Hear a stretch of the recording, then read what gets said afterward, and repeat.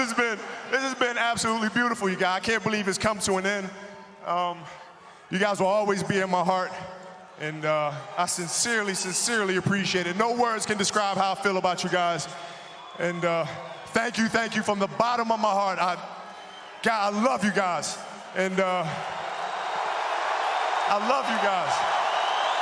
And to my family, my wife Vanessa, our daughters Natalia and Gianna, thank you guys for all your sacrifice. For all the hours I spent in the gym working and training, and Vanessa, you holding down the family the way that you have. I can't, there's no way that I can thank you enough for that. So from the bottom of my heart, thank you. And what can I say? Mamba out. All right, y'all. Yeah. That was a clip right there from Kobe Bryant's last game. His 6-point game right there, man. Great Kobe Bean. Yes, sir. Rest in peace, Kobe Bryant. Gone too soon. Kobe.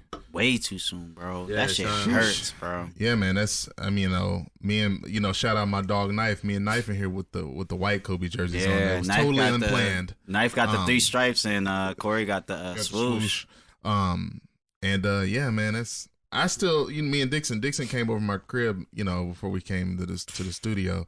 I was trying to put him out, but in honor of Kobe, I know this nigga's don't not get from LA. No guests to his crib. He wouldn't put nobody that showed up. But that nigga never got nobody in that bitch. When he came over, that's also true.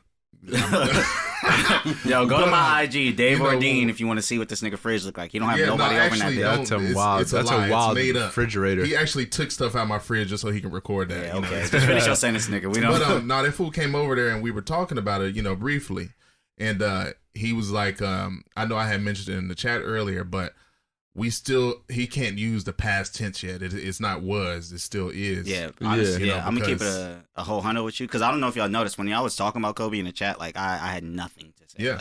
Like as far as I'm concerned, like he's like I can't. He's just in Orange County. He's still here. Like he's literally just an OC, bro. Like I still got this wish to meet him. Yeah, bro. Like hilarious. But nah. Honestly, I think and I'll let y'all discuss this because this is really probably all I'm gonna have to say about it. But the way I kind of found out about it was so like I was at work and somebody literally just showed me the video of like a helicopter being on fire and it just had the headline of Kobe being dead. And to me, it was like, okay, that's not true. Like, I don't know who this person is. Like, I don't know where they got that video from. Exactly. So as far as I'm concerned, it's not true. But I feel my phone vibrating. Yeah, like, you know what I mean? Going off. Bro, I look and it's like almost 100 messages from various people. I woke up to y'all niggas talking about it, and I was like, these niggas, bro.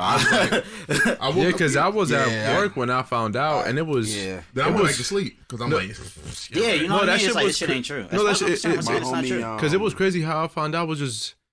Because I have my Apple Watch on, and I never look at text on my Apple Watch when I'm at work, because I want the shit to distract me. Because then I'm gonna just start fucking around and go to the back, get my phone, all that kind of shit. Yeah. So for some reason, I got that one text, and for some reason I was like, oh, it's dead right now. Let me look at this shit. Let me see who texted me. So I look at it. I click on it. The first thing it says is Kobe Bryant dead. I was like, what? Like I started walking around, and my coworkers looked at me, and it was like, yo, like you good? And I was walking around. I was like, yo, hold on a second, like. Kobe's dead? Like, what's going on? Like, somebody lying about this shit? Bro, like, somebody. On God in like, heaven, who I playing? thought somebody was lying to me. Like, when Shorty showed me that video, I was literally like, okay.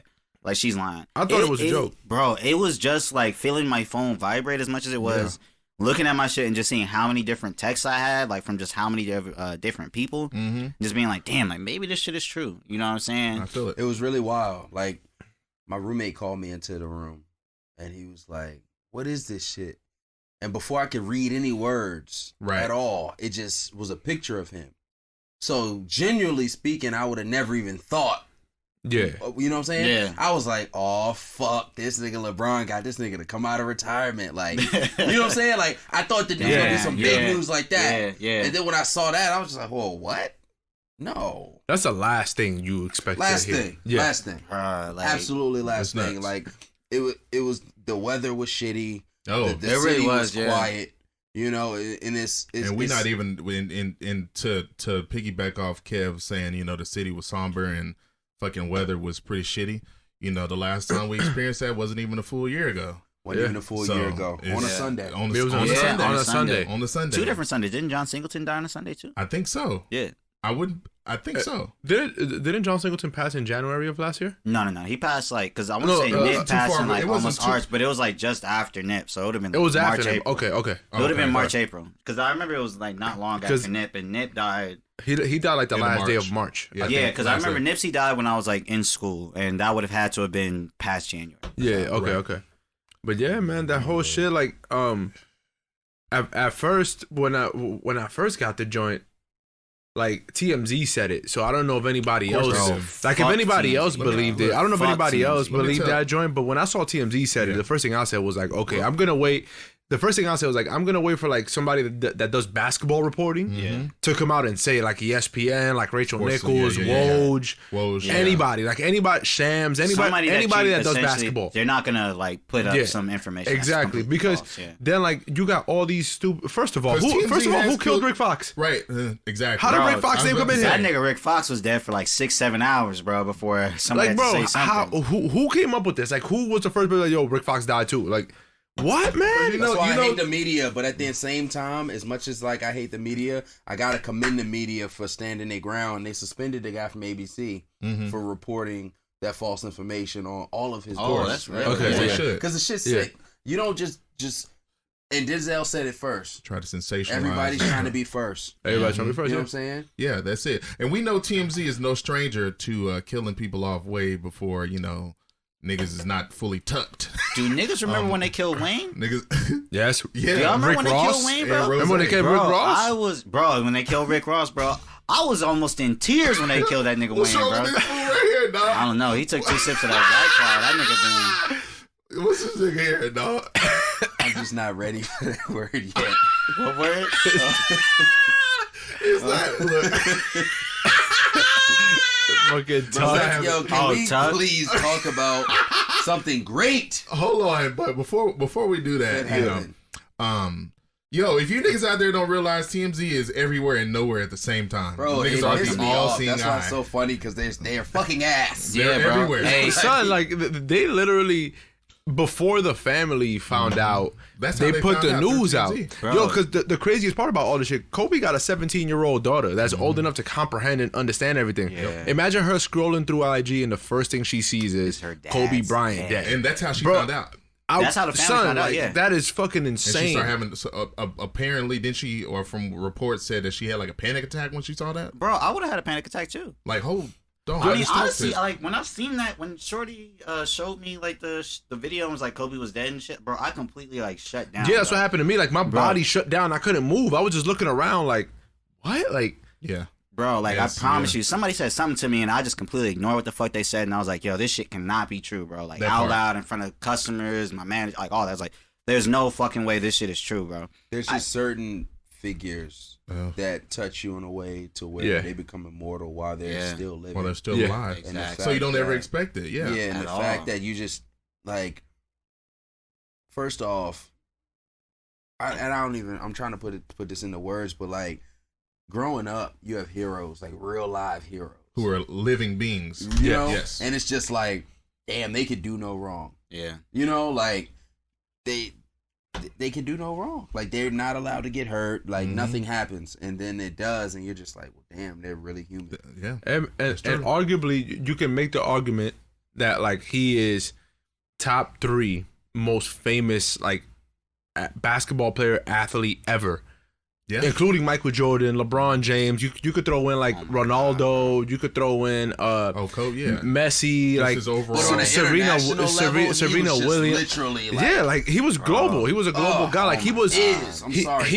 He's still alive. He is one of the most famous people in the world, regardless of sport, bro. One of the most famous, one of the most influential people. That's why, like it's like Kev said, like certain people you grow up, like. They're immortal to you. Like you never expect anything like bad to happen to these people. Like especially the saddest part was that like he was taking helicopters. That's like he said the story. We all knew that's how he got around. So that's how he got to like because they asked him like why you take helicopters everywhere. He said because he realized that instead of getting stuck in LA traffic, he already travels for most of the year playing basketball. So he said instead of getting stuck in LA traffic for an hour, why not take a helicopter, get there in 15 minutes, and spend more time with his family? Mm-hmm. Yeah. That's why he took helicopters. Like, yo, I want to spend more time with my daughters. I actually didn't know that, bro. Yeah. Like he was like, even if it's 30 minutes, like I'm home and I get to do whatever with them. It's like versus like sitting in traffic for an hour, and not making it home. Like that's why he took helicopters back and forth everywhere, because he wanted to make more of his time. Yeah, you listeners out there, if that didn't let you know that this traffic here is no fucking joke, for real, the shit can really will ruin your day. If you're trying to get somewhere. Yeah, LA traffic really for real. Yeah, I mean, not even to sound like I'm joking or nothing, but imagine if you was sitting in LA traffic and found out Kobe died, bro. Oh, I'm tight. Oh my God, bro. Who was it that said? I think it was Derek Fisher. He was he said he was with his dad in his car, and his dad was driving. Yeah. And Derek Fisher said the best thing that happened was that he wasn't driving, because he don't know how he would have reacted if he found out while he was driving. Yeah. And Kenny Smith was driving too, and Kenny Smith said that he had to pull over to a side. He was like, oh shit, like I don't understand what the fuck this is right now. Yeah. I actually told people at my job, I was like, yo, honestly, because somebody had went home early that particular day, I was like, if that person didn't go home early, I was like, I promise you, my ass would have been already gone. I just knew the answer would be no, especially if I'm like, I'm sad behind Kobe dying. Like I knew the answer. Let's make sure no. we definitely shed light on everybody else. On everyone, absolutely. Oh yeah, you know what? And actually, to even mention that, because shout out to Roya, because she posted. I want to say she posted every single person that was on this helicopter. Definitely. I know it was like a baseball coach or something. Everybody dying is tragic, but baseball coach, 3 young girls on there that can never. They were all teammates and experience life. Oh. They didn't even get to high school. And honestly, that baseball coach, I want to say like damn near his whole family was on that. Yeah, it was him, his wife, and his daughter. His daughter was a teammate of Gianna. Yeah. Her name was Alyssa, I believe. I think that was her name. Rest in peace, bro. And then there was a coach for the Mamba Academy. Yeah. A lady, I forget what her name is. I can't remember her name either. But she was part of it too. And then hold on a goddamn second. Let's get this out the way, because I was gonna bring up the pilot. And rest in peace to the pilot. Kawhi Leonard spoke about it. Kawhi Leonard said that he shared the same pilot. Yeah. Kawhi Leonard said he was a great pilot. He used to fly me around. He used to fly Kobe around all the time. He flies a lot of celebrities. He flies Kylie Jenner. He's good. The man is great. The man is great at his job. Kawhi Leonard said. Right. Umar fucking Johnson. Oh shit. Thank God we can move on. Let's get it, bro. Hold on. I want to lay into this nigga. Umar fucking Johnson. First of all, now y'all niggas want to hit it.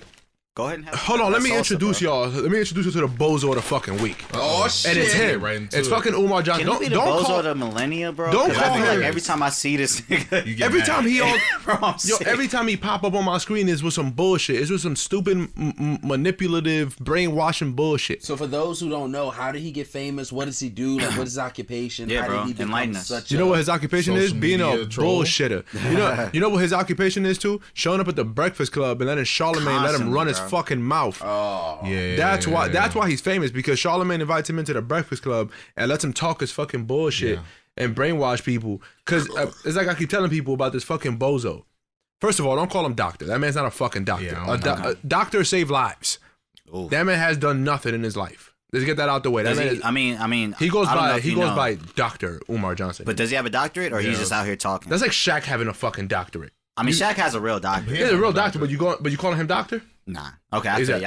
See what I'm saying? Yeah. You're not calling Shaq doctor. I'm calling him. Shaq walk in this room right I'm calling him Diesel. I'm calling him the fucking Shaqtus. Like, you calling him everything but doctor. It's a Miseducated podcast, but let's be technical here. If the man may be a weirdo, but if he sat down and put in the work and he has the credentials and he has a doctorate, fuck him. But he's still a doctor.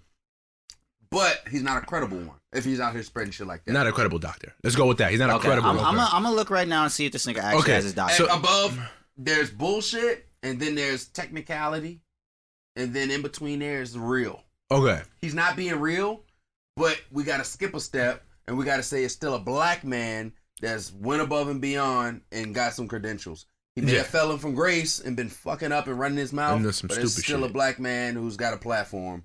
So let's hope he turns his shit around. Man, you see, but I mean, listen, I feel you. Listen, he's actually a doctor though. He's actually a doctor. He's a psychologist. You got to go to doctorate school to. Okay, and that's all fine. No, that is. I just wanted to know if he had a real doctor, but continue what you was about to say about this. Okay, so with this clown, so for those who aren't familiar with Umar Johnson, he He has a residency on the Breakfast Club, kind of like crazy. Wow. Yeah, kind of like how Lord Jamar, has him with Vlad. Mm-hmm. Like he always just ends up on their couch. Jamar and who's that white boy? MC Search. Yeah, like it just always ends up there. It just always ends up there, and he's always spreading some fucking bullshit. So this time, his bullshit was on Instagram that the government killed Kobe because Kobe was in a legal war against a pharmaceutical company that was trying to use the Black Mamba nickname. And then he said the pilot was hired to kill him. And then he said some other shit. Like it was like 3 different stories at one time. That's how you know there was no truth to anything, because then he kept changing up the different points. So first of all, the pharmaceutical company that Kobe was allegedly in a legal battle with, that's like a low tier. I looked it up. The Black Mamba like thing that Kobe was like in a legal battle against, it's like the lowest of tiers fat burners. That's just not even like what's the name of these fat burners that they be on TV like at 2 in the morning? Flat tummy tea. It's not even flat tummy tea. It's not even that. You've never like extends. That nigga said extends. Hey, yo, extends. Hey, yo, hold on, brother. Hold on, brother. Kobe, the White Claws in the house. This nigga said extends. Oh my God. Shout out to our sponsors. Oh yes. Getting white girl wasted tonight. The White Claws, hard seltzer, and drum roll, please. Dun, dun, dun, dun. Hennessy. But very special cognac. Listen, man. So then, finish giving this nigga the Bozo of the Week award. Bozo of the Millennia. Yeah. So then he keeps telling us different stories, and my thing is he's no better than the white slave masters. He pushes a message the same way that they did it. They yelled it and they repeated it to the point that it has so much affinity behind it that you was like, this shit must be right. Hearing, if it's the only thing you hear and they keep yelling it at you and repeating it, like that's all you're gonna hear in your fucking head. So that's a form of manipulation and brainwashing people. That's why, like, yo, there was people in his comments on his IG live that like they believe it. He said 3 words and it was like, it's right. I knew it. I knew. Oh, so he has a loyal sheep base for sure. And like you said, where does this nigga have a platform? His biggest platform is Twitter. Oh, yeah. That's his biggest. I mean, that's if niggas can master Twitter, niggas have mastered everything. Really, yeah, exactly. But over in the more of a physical realm of things, off of Twitter, not to say what I mean. But like Jimmy said, he's always on the Breakfast Club, and we already know that these niggas also have massive fan base, massive people, a lot of people all over the fucking world watching them, not just the country. So if a nigga is on there spreading these ideas that black celebrities are being killed based on conspiracy, you already know niggas, and he knows how to manipulate it, like Jimmy said, because he knows niggas want to believe conspiracy theories, especially if it's involving people like Kobe Bryant or someone. And that's another point I wanted to bring up. That's another topic that I wanted to bring up. How come every time like a black entertainer dies, there's always a conspiracy theory behind it? But a fucking white person dies, there's never any conspiracy. They just died because they either did drugs or they just passed because they passed. Natural causes. Or but like as soon as crime, it's black people that do it. As soon as a black person dies, a black entertainer, anybody dies, it's some kind of fucking conspiracy, and it's black people that started. Yeah, that's kind of. It's like, true. Oh my God, the government was after them. It's like, yo, if the government really wanted to kill a black athlete that is going above and beyond to make change, they would have killed LeBron James a long time ago. LeBron would have been tucked. They would have put his ass away. Yes. Yeah. That man they would have sent his ass back to Akron. Yeah, for real life. Take me to the river. No, for real. There's a lot of people out there that are making like huge changes in their communities, and that you could body and niggas won't even notice. Yes, exactly. Sir. They would have been taking them out. So you feel on a random Sunday that Kobe is with the same pilot he always flies with. Yeah. The same route he always goes. And it was now all of a sudden the government is like, shoot this shit down. Yeah. It's like, and what's crazy too, I mean, I got to answer to your question, but what's really, really crazy is anybody that believes that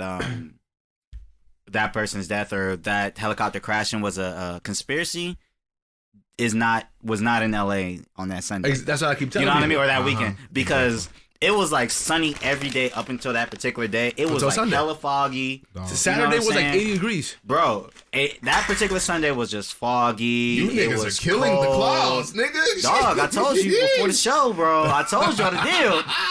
But nah. But to even answer your question, why black people jump towards conspiracies whenever our celebrities die, I think I mentioned this on an earlier episode too. It's because so far there's been so much proof that there's been conspiracies behind a few of our people dying. Like look at not Stokely Carmichael, but I forget his name, but he was part of the Black Panther. Frederick Hampton. You know, Fred Hampton. Yeah, Fred Hampton. Look at Martin Luther King, bro. I was damn near an adult when I learned what happened to him. Yeah. When I learned that his family sued and won the case. But it's literally because we have so much proof, you know what I mean, as it stands, that shit done already happened. Right. Where it's like some type of conspiracy, and it's like an actual conspiracy, like the shit done already happened. Yeah. That when stuff like this does happen, it's hard to give whatever media or news outlet like the reasonable doubt that, oh, okay, y'all are telling the truth. Mm-hmm. You know what I mean? Like, once again, like, it's really, really hard for me to accept that this man is passed, but say hypothetically, like, we take everything they told us for face value. Yeah. It's hard to pick apart those facts and be like, every single one of those things is true when we're talking about a black man that inspired everybody in this room to do better than they've ever done before. Yeah. To move further than they've ever moved. Yeah. You know what I mean? Was young. We, as far as we Absolutely. know him, like, well, that's like a real life superhero. It's a superhero. You know what I literally mean? watched him as you grew up. You watched him also grow up. And Exactly. Yeah, you know what I mean? And become 41 years old. Like, yeah. And not to, because we're gonna go back to that real quick right before we segue to something else. When I noticed that people, you know, when I was 6 and 7 and they were only like 18, and then eventually they're like 41, it's like, damn. Right. Like, For real. Yeah, I remember bro. when you were a teenager. I remember when you were, bro. all of that shit. Shit, And I remember 2004 was what, 16 years ago? Yeah. Yeah. Come on. Yeah, bro. So just Bro, it's younger than all of us are now. Yeah, bro. son, the first game I've ever watched And already had was 3 drinks. was fucking the first game I ever watched was the finals in 01, Kobe versus Allen Iverson. That was the first And basketball he game I sent watched. him to the fucking corner store to get Lucy's. Yes. Set And I'm him glad packing. that's a good one too. Like, we were when we started the show off, and of course, we're gonna always, we in KOBEWOOD, baby. That's what this is now. In KOBEWOOD. Hollywood, that's cool. KOBEWOOD. But we in KOBEWOOD now. That's what we gonna fucking on the podcast right now with the claws in the house. We're gonna rename Hollywood to KOBEWOOD. That's just what let's it is. get it. But we've known Kobe. We've known it to be KOBEWOOD for goddamn 20 years, 20 plus years. Very What's your awesome. favorite Favorite Kobe moment? memory? Favorite Or Kobe memory? memory? Man, Yeah, I because you mean, lived here, yo. yeah, I did. I I mean, It's a lot. That's He lived in California. Whatever, he lived in whatever, California. He lived in whatever. California, not Los Angeles. whatever, bro. He's lived nearby. I'll say this. My lived favorite, whatever. My favorite Kobe moment was I really wish I could remember the actual game, but it was like 03, 04. No, not 03, 04. 02 or 03. I was living on 113th and Crenshaw and Inglewood, since niggas want to be on my head about where I live growing up. That's easy to pull the map. He has a map in his hands, ladies. Right by the Wells Fargo, if niggas want to talk shit. Right by the Wells Fargo. It's right next door to the Wells Fargo. But anyways, I remember don't use banks. Right. whatever it was, bro. Kobe hit like the craziest game winner over bro, I don't even remember who. I just remember Probably like Sacramento, because he used to Portland. Bro, that nigga used to go crazy on him. He used to kill Sacramento. But I just remember hearing like just screams and like honks outside and be like, what the fuck is going on? Mm-hmm. I ran out, like me and my whole family, we like looked outside to see what the fuck was going on, bro.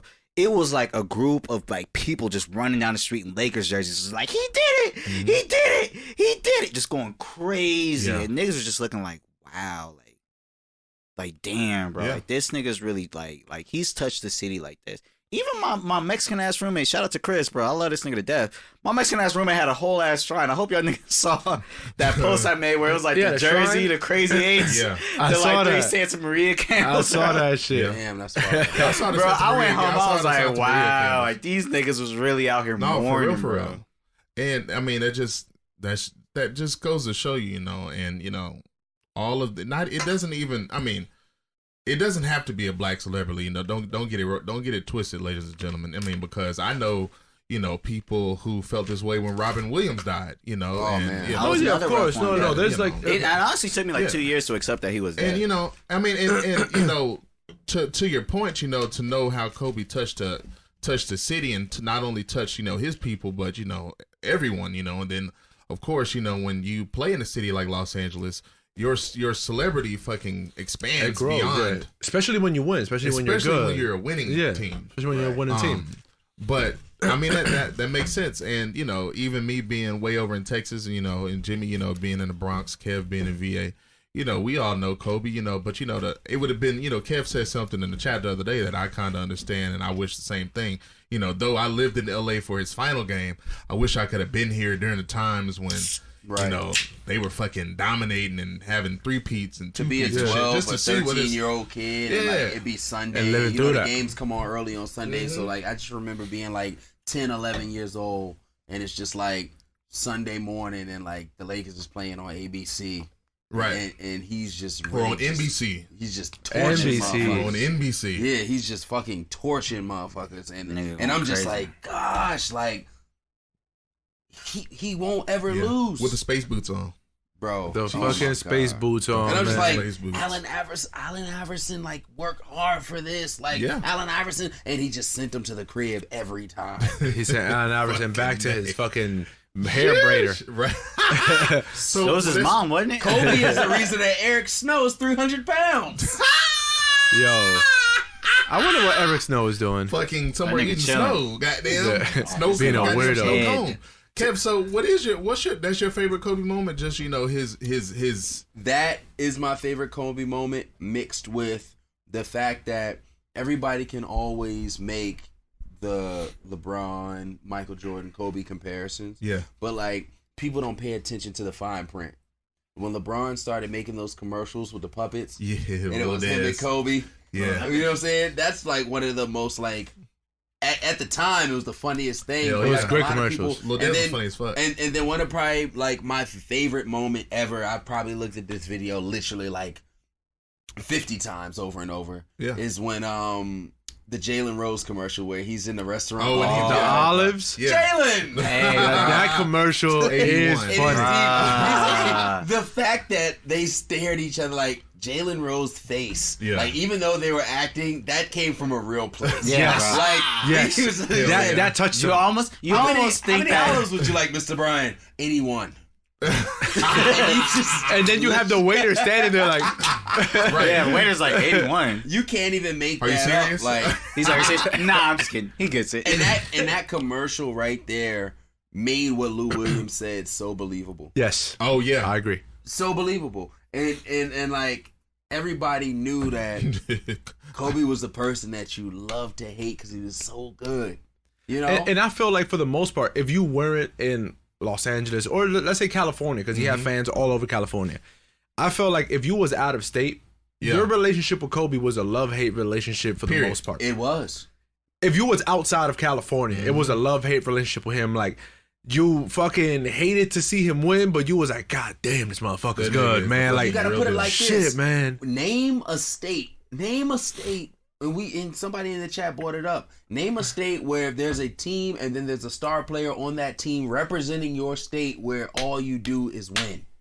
I'm from Virginia. We didn't even have a team, and I for damn sure wasn't rooting for the Wizards. So not even when MJ suited back up. I was a young tyke. I was like 12. When MJ suited back up, I was still fucking with AI. Nobody give a fuck about Jordan on the Wizards. You know, that was like crazy. Let's be honest. No one gave a fuck about Jordan on the Wizards, except for the old heads that was like obsessed with him in the 90s. Right. In 03, in 2001, 2002, and people was watching Jordan on the Wizards. We're them now. Because all these young kids that like Ja Morant, they left Steph Curry, Luka. We're just sitting there like, y'all don't know the half. Yeah, y'all know. Y'all know what happened. Y'all don't know the half. Y'all wasn't outside. Niggas really wasn't. But the thing was, y'all wasn't outside. Imagine being a 12 or 13-year-old kid, younger, 10 or 11, and you hooping, you starting to play basketball for the first time, and you have somebody in that city you're in. Yeah. That you watch TV in the city you're in to look up to. You might go into a couple of games. And just seeing that brings a different motivation to some of the kids that lives here. Yeah, you know, for sure. As opposed to I watched every single Kobe game. I went to my first Laker game last year. You know, but like to grow up with him and see him evolve and see the championships and to be able to talk shit like, we got it. that brings a whole nother thing, you know. Like I'm sure kids in San Antonio may have had a couple of years to talk shit, but like niggas in New York for damn sure. Nah, hell no. Niggas was real quiet. I had shit. The Niggerbockers. The Nets went a couple of times. The Niggerbockers. Yeah, the 2G. Yeah, with J-Kid, RJ, Vince Carter. Tim Duncan sent them to the fucking crib, and I was pissed. With backboard shots. Yeah. And the Lakers sent them packing too. Okay. All right. Started off. Boom, boom, down, wow. Man, shit. It's time for him to go to the fucking crib. Yeah, dog. Throw this man in jail. You got one, Jimmy? I know you got a ton of them because we had to check on our dog Jimmy. Yeah, I told that nigga Jimmy I put a bag on his head, bro. Now he was gonna die if he went outside. That shit really affected me, man. Like for the first 2 days, I couldn't even sleep. The first 2 days, like I couldn't believe that. I know that feeling. Trust me. And it's so sad because it takes you out of your comfort zone. Yeah, it does. Before this happened, I would fall asleep to SportsCenter. Yeah. Like it's just something niggas do. And now you just turn the TV off. I don't want to watch it. I don't even like going on social media. Like it's been bad. It's still I knew that after getting that shit on Sunday, I was like, oh, this it's already sets the tone for the week, so I'm gonna push through. Fuck this. Yeah. But what you got? You got one? For I think my favorite one gotta be his final game. Okay. Just off of the strength that day, I remember that shit like it was yesterday. That day, Nike had like this whole event outside of the Staples Center. I remember that. Like they put a little basketball court outside. Yep. You could go hoop in front of the Staples Center. Downtown And then nuts, they dropped the last Kobe, the one that he played in, the black and gold. They dropped him at the vault, which the vault is closed now. Yeah. They dropped it there, and people was going nuts, going to the vault, picking up the shoes. People got like 3-4 pairs of them joints. I remember that. Niggas trying to sell it for like $5,000 too, or something. Yeah, and I was trying to finesse my way into the arena, but nobody was selling tickets outside. And if they were, it was mad expensive. So now I'm trying to find a place to go watch the game now. So I'm like, fuck, where the hell am I gonna go watch the fucking game? All the bars, the packed, you can't sit nowhere. So we go to Culver City. We go to Buffalo Wild Wings in Culver City. Yeah. But in the mall, in the Howard Hughes Center. We go to that shit. We go to that bridge. This thing went to the bridge to watch Kobe's last game. We go to that joint. It was the nearest one, like that close. Sheesh. So we went to that shit. And when we get there, it's packed. We in Los Angeles. It's packed. Like you can't sit anywhere, bro. There was one table. There was two couples. Mm-hmm. They were foreign. There was one TV that wasn't in the Laker game. Mm-hmm. They was watching a soccer game. And they didn't give a fuck about no Kobe. They was watching a soccer game. As soon as that game ended, I was like, I'm grabbing that fucking chair. So I went in and I sat there and I was watching the game, watching the final game. That shit there, man. It felt like you was in the arena. Yeah. That's crazy. That was some shit, man. Like literally every single human being in that motherfucker. I was at home every time he touched the ball, cheering, shoot that shit, go for 40, go for 50. Everybody cheering. That shit was. It felt like he was there. I feel you.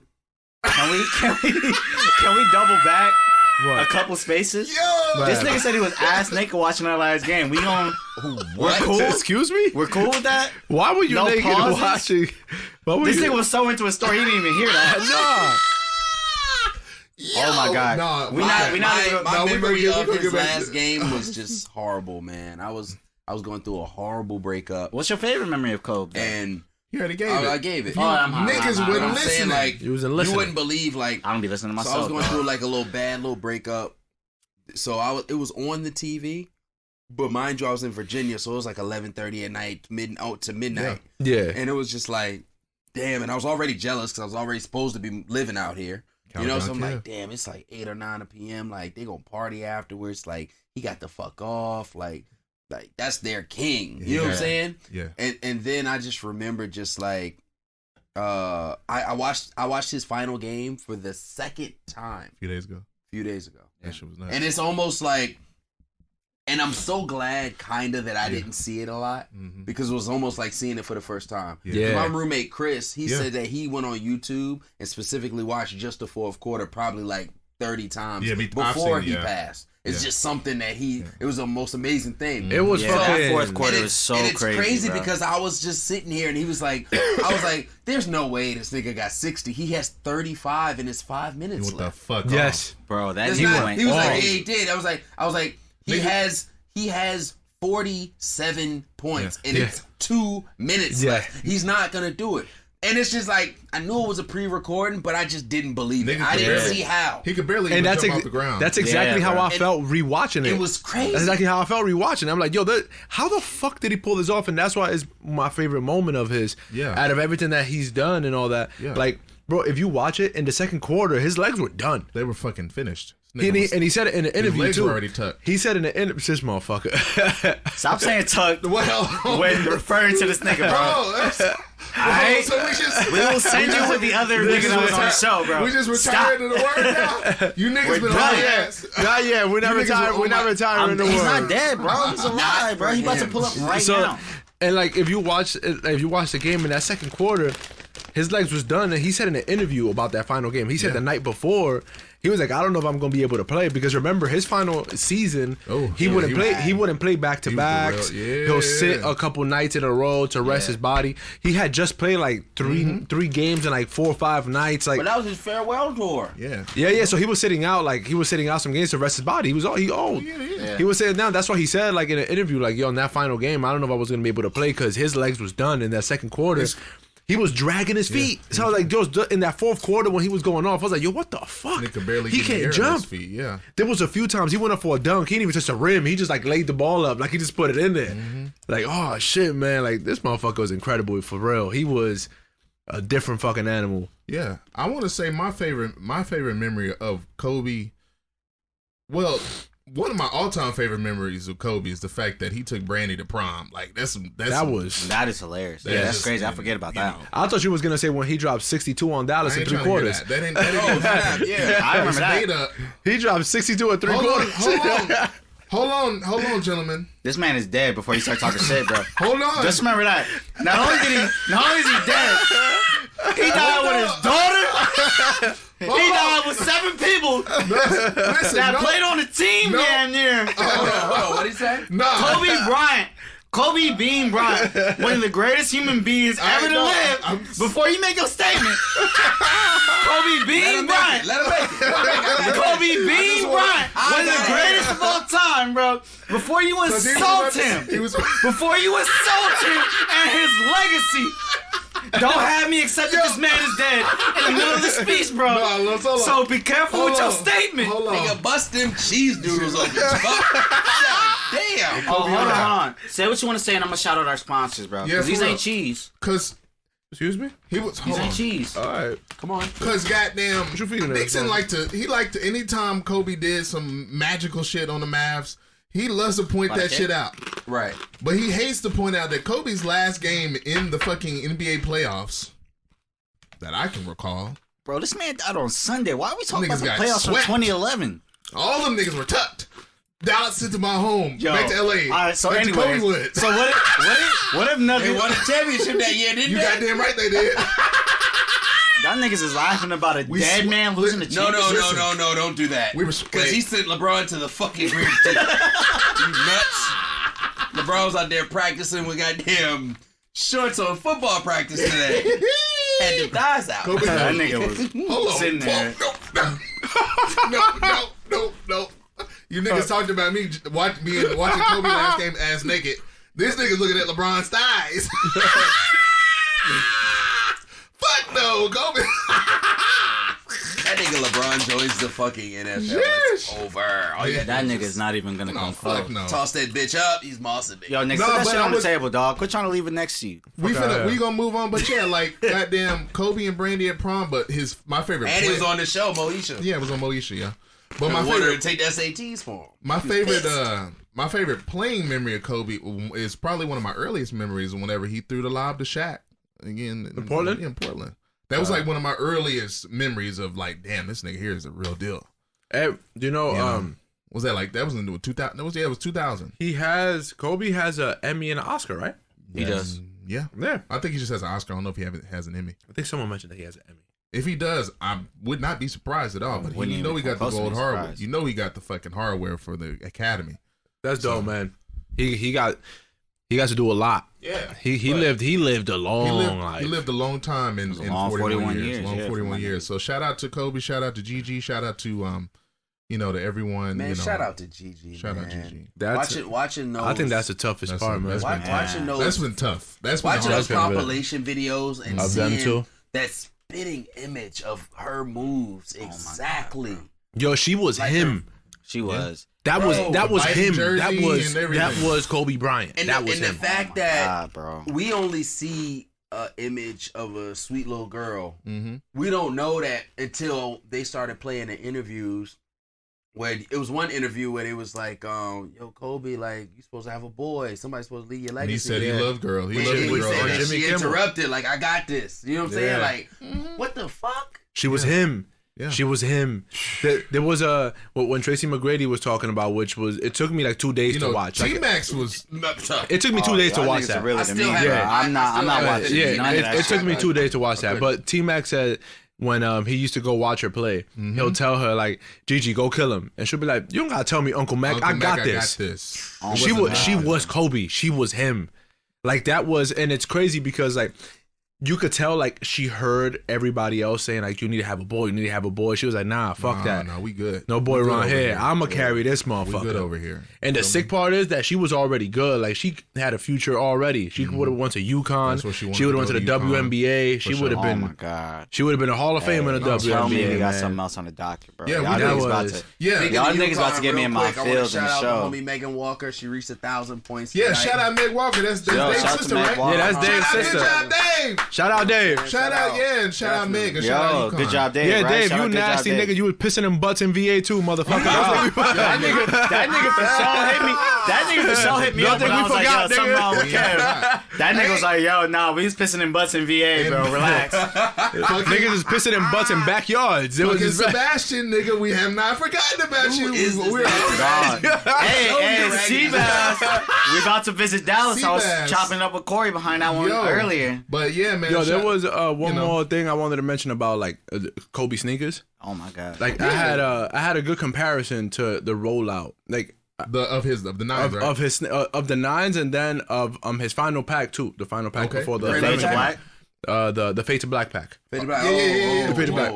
Like Nike did the best job. Nike basketball did the best job with his sneakers with the rollout. I say that the Prelude pack was the rollout that Kanye did for My Beautiful Dark Twisted Fantasy. Ah, yes. That is a direct. That was good. Yeah, that's he did the 8 shoes, and each shoe represented something. Something. Every song that Kanye put out represented something different that was leading up to the album, and it was giving you a little glimpses of the album. Yeah. It was like watching a bunch of trailers. Exactly. Yeah. So like the first 8 was like the trailers of what the 9 was gonna look like, and then when the 9 came out, it was called a masterpiece. Especially coming out after he tore his Achilles, it was a high top joint that was to protect his Achilles and all that. Like that was the greatest rollout in sneaker history. I remember trying them Johnson and falling immediately on the ground. But that was for sure the best rollout for sneakers ever. And then the same thing you could say for the Fade to Black pack. Same thing. It was a different. Was hard. Yeah. It was a different shoe. Like every day or every other day, leading up to the final one on his final game. The way they released the final one, all that. Like Kobe had the best rollouts. He had the My Beautiful Dark Twisted Fantasy rollout of sneakers. That was the best rollout for sneakers. So let me ask you this while we're on it. Yeah. Oh man, where do you see the future going with this resale situation? Because it's making me sick to my fucking stomach. And I'm gonna be totally honest with you. It's not gonna end in my eyes. They're just gonna have to take one for the team because these sick motherfuckers are gonna be on it. They're like hawks. They'll wait. Yeah, they're gonna wait. There's some nasty individuals. They're disgusting, all of them. And that's what any time of course someone passes away to Kobe's magnitude. You go on eBay, you go anywhere where you can buy their merchandise. You already know that's just gonna go up. It happened with Muhammad Ali when he passed. Supreme had dropped the Muhammad Ali photo tee. Then when Muhammad Ali passed, all the shit skyrocketed to like 500. Wow. But before there was like about 100, 120. You could buy it. It wasn't that bad. Right. But for 500, like, bro, come on, man. This wasn't like this 3 days ago. Suck my dick. Exactly. But like to what Kev was asking, some stores said that they're not selling any more Kobe's for like the foreseeable future. Riff, from what I know, Riff LA said all the shoes that they own they're gonna display all the Kobe's that they own. They're gonna display them in the store. And then if the people that are consigning their shoes there, they're not gonna sell them. If they want to pull them, go ahead and pull them. But we're not gonna feed into this bullshit. We're not gonna sell them. That's solid. Urban Necessities in Vegas is the same thing. There was like you can't raise up the price. If you want to raise your price, take your shoe, take it somewhere else. Fuck you, StockX. You're a piece of shit. Oh my god, you're a piece of shit, StockX. Them niggas are going crazy, huh? Everybody on StockX has raised the price at least $500-$600 on all their Kobe's. I was eyeing some draft day Kobe 4s. Yeah, the Hornets. Yes. And they literally was on Nike.com for I think like $150. Oh, yeah, sounds about right. You know? Got a couple connects up there that, you know. Yeah. But them hoes is going for $500 Yeah. on Sounds StockX. about right. Yeah. And that's Like, the thing. people are fucking sick. Yeah. StockX could stop it. StockX could be like, no, don't raise your price. And now they come up with this bullshit like all the fees, the extra fees and shit that they charge you on the shoe, that's gonna go to the foundation of them. I don't want to hear that. Oh, you could fees. I thought it was all the proceeds. Yeah. All the Kobe. Yeah, you see, like, no, it's some bullshit. Like, you could have easily stopped it. You could have prevented this. You could have told people, niggas due just to wanna make a Kobe's buck, passing, bro. we're not allowing you to raise the price. You could put a cap on it. We're not, at least for a few months. Because the last game day shoes, which ones were those? The 11s, the black and gold. They're still on there. Yeah. For like $4,000-$5,000. That was how much But those were only going for like about like $1,500, right? A little less. They're like maybe $800-$900, but now they're like at $4,000 because it's final game. Like now that's nuts. People are disgusting, man. People are gross. I mean, I understand. I mean, because when people, other artists, musicians, when they pass away, shit goes fucking out the wazoo on eBay and shit. I know whenever I be bidding on stuff. How much Prince white blouse go for? Damn. No, how much you pay for that Michael Jackson glove? On my actually, head. It's funny though. Wait, how much you pay for that Michael Jackson glove? All of his $10 at probably like 10. Zara. But to that point, fucking Zara. Let me get that Mike glove. To Kev's point, he got it for the low. All of the stuff he wore is on display at the museum. But his estate also donated stuff to the African American History Museum. Prince got a museum. What happened to his actual house? It was just his big. It was the big. It's Paisley Park. That's where his recording studio, his soundstage. It's still the estate has it. Okay, cool. Mm-hmm. It's just now you go and tour it, and musicians can go there. So no one lives there. Nope. Have you ever thought about going to Minnesota, going to his house? Yeah, actually, because it's not expensive. It's not expensive to tour. But how much expensive? I mean, it's Minnesota. To keep it up. That's also true. No, and you said what?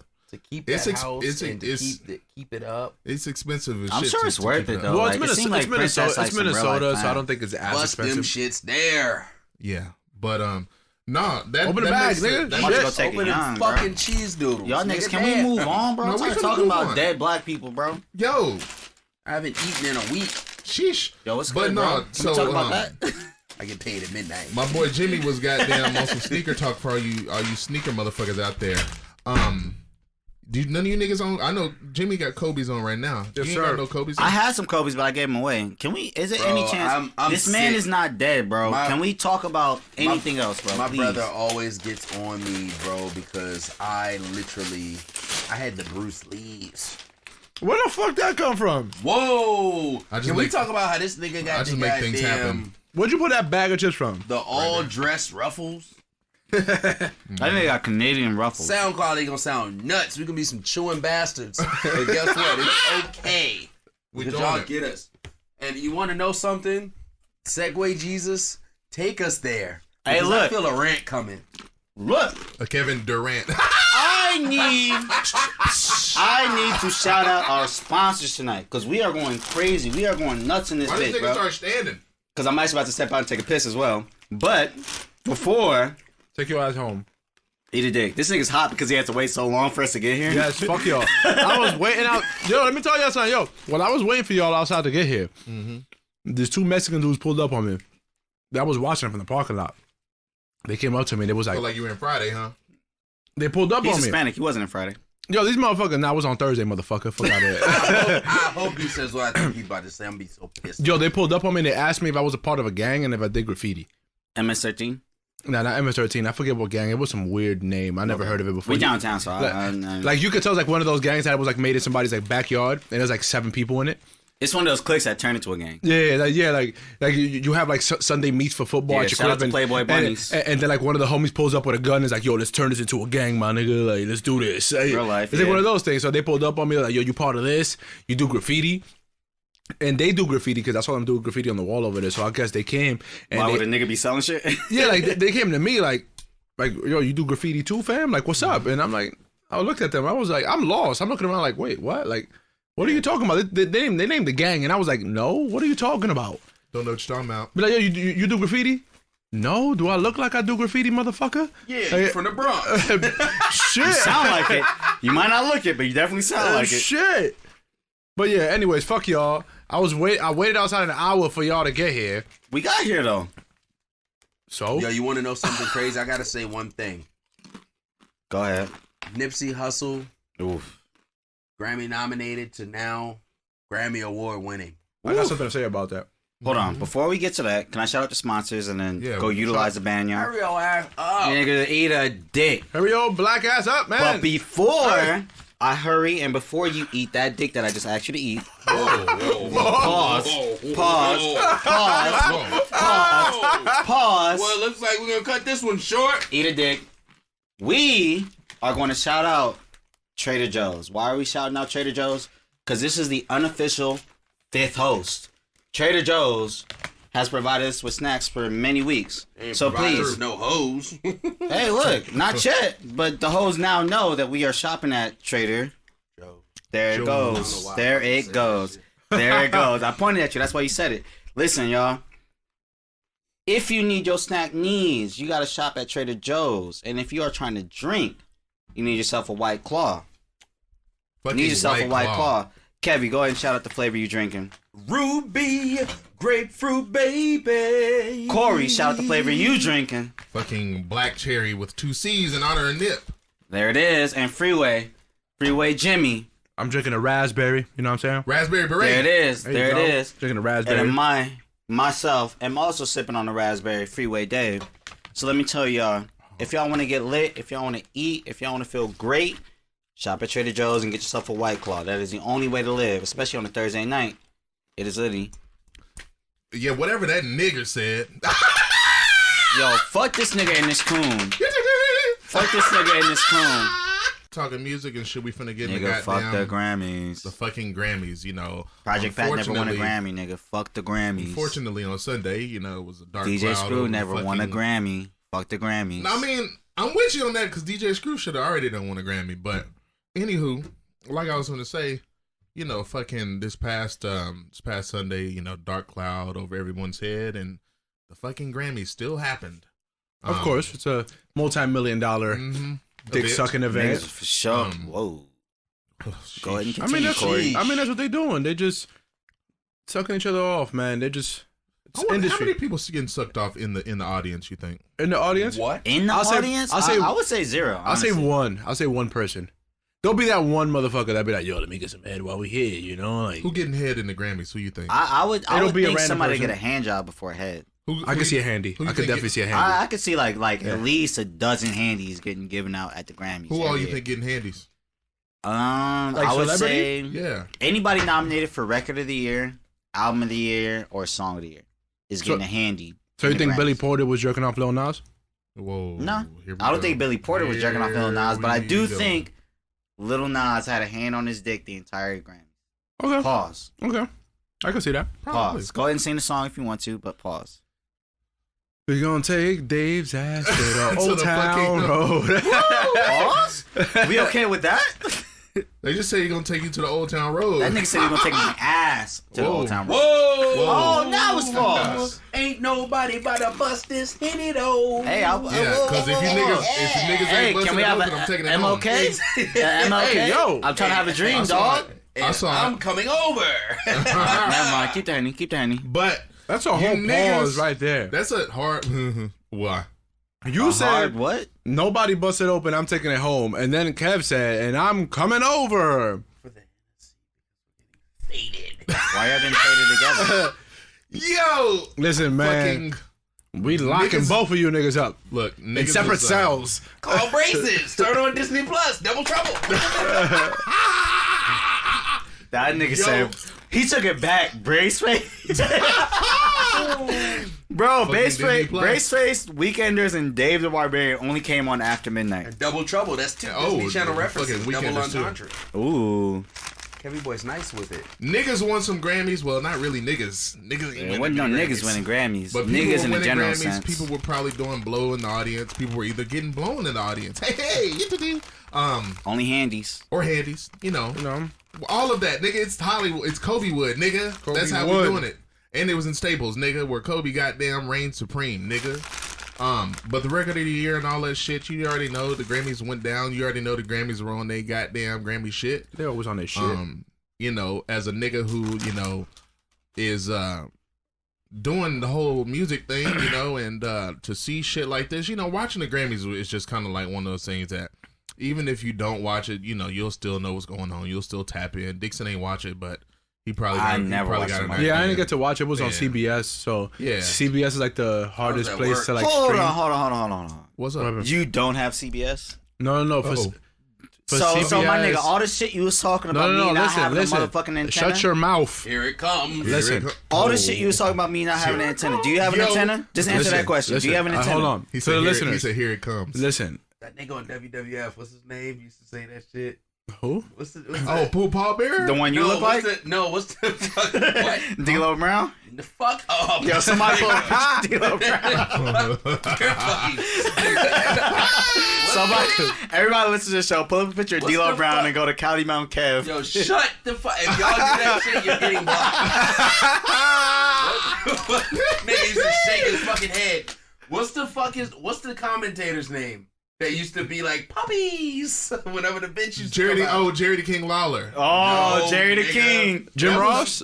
Jim Ross, No, Ross. Jim Ross used to be like, here it comes. That's Lawler.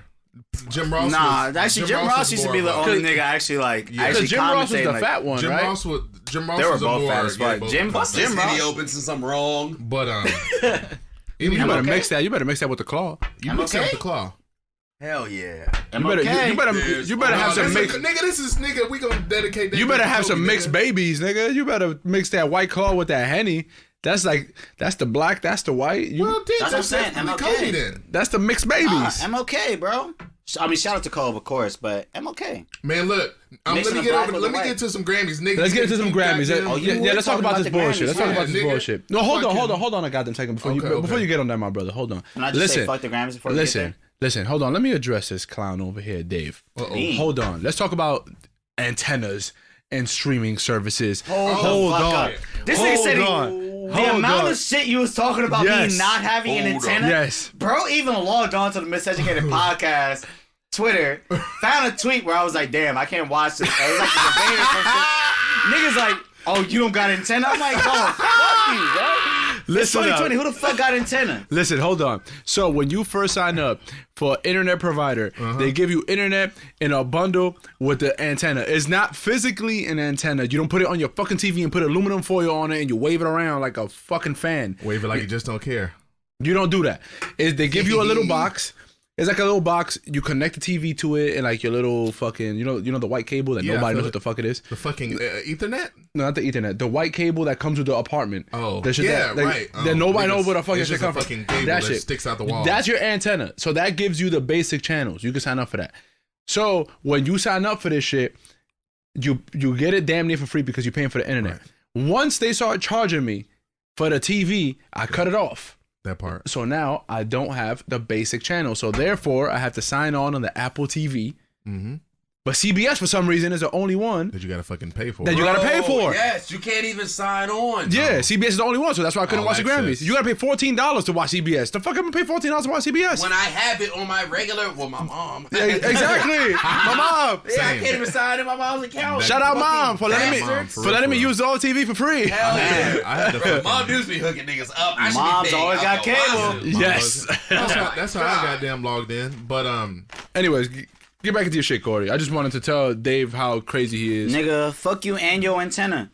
Shit. I'm glad you explained it so I finally understand. I could use one right now. Fuck you and your antenna. I could use an antenna. Sheesh. nigga, I can use goddamn time machine so I can go back and do some shit over. Goddamn. Hey, say it again. We about to bust all this shit open. Shit got you getting nuts, so bro. yeah, some of these. We originally were talking about the salsa. Hey, it's Liddy. Dixon was finna make nachos in the studio later. Nah, never We stopped him. Never Don't worry. that. We did not get that into. That ain't even that bad. That shit slap, bro. That ain't the mango salsa. The salsa makes these goddamn chips taste kind of like good. Hey, look, bro. The salt and pepper. I'm gonna let you get to the Grammys, bro. But the salt and pepper Trader Joe's Ridge cut chips. Yo! Mix it with it. This nigga about to drop every single chip, bro. Mix it with the chunky salsa. That shit goes crazy, bro. Kev about to drop all the chips, bro. I'm telling you, this shit goes crazy. If Kev dropped them, if he dropped them chips, he was gonna have to get on his knees and face the wall over there in the corner. I didn't know where it was going. What kind of life did you live in the Bronx growing up?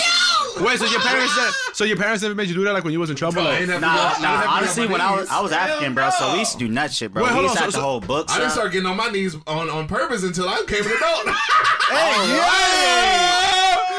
Let's get them Grammy nominations. That's how you gotta eat a chicken. I fellas. Looks like we're gonna wrap this bitch up. This is over. Thanks for listening to Miseducated podcast. Follow us at. Oh my goodness, we were off to such a good start. Come on, niggas, okay. Look, oh my god. How dare you, like niggas eating vagina, bro. You get on your knees. Wait, hold on. So when y'all got in trouble with your parents never like made you kneel on rice in the corner? Hold on, boss. No, we weren't Dominican, bro. Jimmy done had some wild shit. Then that nigga was born in fucking the Bronx, bro. That nigga lived a life. And come under the rug. Under the rug. Yeah. We ain't forgot. Speaking of jerking off, I thought that was a real thing. I thought we forgot about that. Nah, bro. Speaking of jerking off, have you niggas ever jerked off with shampoo? That shit is the worst. So this nigga out of the all right, look. Yeah. We'll talk about the Grammys next week because this is a topic we need to unpack. Hold on, now let me get. We need to get to the bottom of this. Why are you jerking off with shampoo? Niggas like when you in the shower, you need some lube. You know, goddamn. When you're in the shower, you need some lube, bro. Turn off the shower and grab some motherfucking lotion, bro. Or jack off later, bro. Why are you using shampoo? Sometimes you're just trying to get it over with. Why didn't you use soap? It just goes down the drain. Oh my god. You know what I mean? Anyway. Actually, maybe let's talk about the Grammys. We're gonna talk about the Grammys finally. We had some winners, some losers, and some all of that shit. You feel me? Goddamn, record of the year went to look. Go ahead, say it. I know, because I'm pissed too, because I don't get it. Record of the fucking year. Go ahead, say it. We know what the record of the year. We talked about it on this show for goddamn months. The fucking song became the goddamn. The longest fucking song on Hot 100 Billboard is number one. Like it sat atop the Billboard Hot 100 for how many weeks? Was it like 20 plus weeks? It was a lot, bro. It was like the whole year. Wait, so Lil Nas won record of the year? No, Lil Nas didn't win record of the year. That's Billie Eilish, right? Oh shit! Billie Eilish fucking swept the entire any category she was in. She only lost one to Lizzo. From what I've heard, fuck Lizzo. From what I've heard, what she do to you, dog? We gotta let Lizzo. Hold on. Hey, she kind of cute, bro. I won't even cap, bro. I won't even cap, bro. You need that ass too, goddamn. I wouldn't need that ass, dog. But you're capping. I put the bricks off her mouth, bro. Hey, look. Fucking Dave's gonna drown in the pussy. Nigga, put the mask off. You gotta put the mask on, nigga. Hey, look, he gonna drown in the pussy and swam to the butt. Hey, look, dog. I'm a skinny nigga, bro. I gotta. Man, say. Hey, look, I'm a skinny nigga, dog. Dixon, you know what I mean? These bigger girls, you know what I'm saying? Dixon, goddamn. They keep a nigga warm. Dixon playing the flute. Dog, that fucking skinny girl. It sound like shot from From what I heard about Billie Eilish, I don't listen to her. I don't either. I'm too old. She makes music for people who want to fucking put glass in their eyeballs. What's going on, dog? But for real, like, she has. I never really listened to her except for that one famous song she had years ago. Like from what I've heard from people that listen to her, she's actually really talented. She can sing. I'm sure. She makes great music for the lane that she is in and for the fans that she has. So I'm not gonna judge her based off of that because I never listened to it. I can feel that. I'm not gonna do that. Who else was nominated for record of the year? So of course, as we already said, we got Michael Jackson. Probably. I know Lil Nas X was the winner, of course, as we already said, was Billy Bad Guy. You had Bon Iver, Hey Ma. You had Seven Rings by Ariana Grande. Dog, these are all songs I don't know. I'm gonna have to hit these shit up before like niggas like. Seven Rings. You heard that before? You got her. Probably, bro, but I don't be. Her was nominated for A Hard Place. Khalid was nominated for Talk. Shout out to Khalid. Nas X for, of course, Old Town Road featuring Billy Ray Cyrus. Of course. Truth Hurts, Lizzo, and Post Malone and Sway Lee with Sunflower. That was also nominated. Wow. That was off the Spider-Man. Off the Spider-Man soundtrack. Wow. That song slapped though. That song was hard. That song was hard. If we're talking radio, if we're talking a radio Old Town Road should have won. Old Town Road and then maybe Sunflower. Truth Hurts, hard third. But Billie Eilish, I couldn't. You see, but that's what I'm saying. Like, since we don't listen to her, we don't know where her music is played. It's probably played I don't on listen that to the Ryan radio. Seacrest I don't listen to the radio. Do y'all listen to the radio? Or No, I really listen to the radio. Not unless somebody got a gun to my head, honestly. She's fucking whispering, nigga. It sound like a goddamn seance. They play the fuck out of that song. Where, nigga? He's talking about the lock right now. No, you see what I'm saying? Like they play her music is playing. And you know what? And you know, no, look, no shade, goddamn. They play that Billy. shit on the NBA. That's the song. They playing that shit on for the NBA. Mm-hmm. They play the fuck out of Billie Eilish. So she might have a point. In the league? No, But listen. that's not her fault. That's the people who decide when and where to play this shit. Exactly. None of this shit is her fault. You know, her winning the fucking Grammys. I mean, of course, you know, hats off to her for winning. She was the youngest artist to ever win that category, and the youngest artist to fucking sweep the Big Five. She swept all of the Big Five categories. She fucking won. She didn't lose, not one. I'm gonna be totally honest. She had a with great y'all. year. She had a great. I'm gonna be totally fucking honest with y'all. What is Billie Eilish musically, not of image, right? Doing that Tyler the Creator hasn't done. Oh, you know what? She's mentioned that before. No, she looks up to him and stuff. Yeah, like, that's one of her artists. Yeah. I was today years old. She's mentioned that. She's mentioned Tyler. That is amazing. She's from out here. That's why. She's from If LA. she didn't wear them big ass clothes and look like a tomboy and give all these bitches that can't get like boys that with the fucking Fila Destroyers. Yeah, she created like, oh my god, like she's tomboyish and she's making it work and she doesn't care. With the She's green hair. strong, and you know, then she gets the LGBT community, and then poof, David Dixon. I'm God fucking damn it. talking. Fuck. I'm sorry, Cab. I don't mean to interrupt you during rants. God damn. I'm sorry, Man, bro. say Continue. Billy fucking cleaned up on that one. But let me get through a few more of these because we don't want to talk about the Grammys that long. We finna get into some scoundrel shit. Yeah, bro. What's up? I just got two questions. God damn it. Give me the album of the year winner. That's where I was going. And the nominees. And then I also want to know, like, before we like get off this topic, can we go through the rap nominees? Okay. Oh yeah, of course I'm going through the Negro category. Yeah, like I mean, sure. even like we don't even need to touch R&B. Like I'm not a big R&B guy. Like you can Niggas, tell me. hey, and speaking of R&B, if you niggas out there making R&B music, send it to us because we also can switch up. We Yeah, don't for always have to sure. play That's hip-hop, true. Yeah. You know. But also, I know that they just introduced a new category into the Grammys, like some type of alternative, whatever. Alternative. It's like, yeah.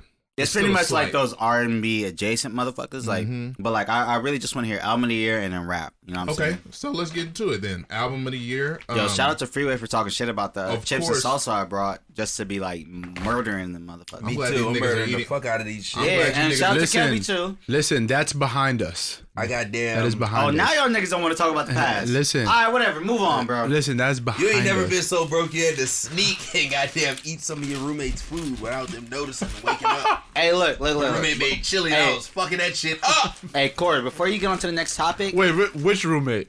The crazy roommate. The white boy? That nigga made chili, white people chili, and it smacked. Hey, bro. I didn't even hold you, bro. One time I came in to drop some off That was with your probably crib, blood, bro. nigga. I was so sick to finally see that white boy, bro. Whoa, blood chili? So you're the only one to ever see him. I saw that white boy, bro. He was chefing up in the kitchen, bro. I was shook, bro. I had If to you drop hang something around off him and for a shook. little bit and then go watch Joker, they're Oh, the shit. exact the same. God damn. I don't want to hang around. That's with no not niggas the type of nigga I want to be I don't around, know, bro. goddamn. That nigga be in his room laughing, and I just be like, ain't no fucking body over here. Damn, that sound like That me. nigga I be be laughing like, at goddamn, nothing. nigga, I was the other night, nigga. I He was was watching watching just Office. laughing. I don't know why either. Just laughing at Yeah, yourself. but anywho, I done laughed at myself a few One of times. these days, we gotta acknowledge some of these things Corey was saying. Man, We can't just look, keep letting goddamn. these things slide. Man, look. Yeah, but album of the year, you know, we had some nominees. You know, Who won? you had Billie Eilish won all top five. She really won. I didn't know she was won- nominated for Record of the the year, album of the year. She Yeah, won. I really didn't pay attention to the She movie. won all top 5 categories that she was in. Really? She won album of the year, record of the year, song of the year, best new artist, And I think that's it. I think she won those 4. What? No, she won a 5th one.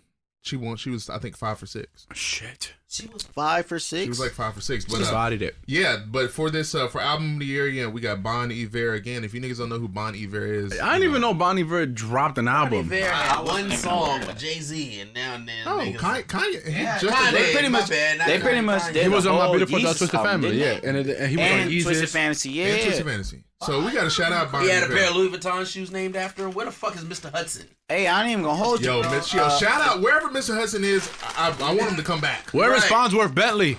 All right. Damn. In LA preaching somewhere because he's a preacher now. He a preacher now? Really? Yeah, Farnsworth is He preaching? That nigga Or said he it be like at it Sunday was service? he probably no he does. He be at Sunday service? Sunday service. Piece of shit. But yeah. Yo, Sunday Kanye charging 40 bones to get in Sunday service. You now. charging 40? At least. Damn.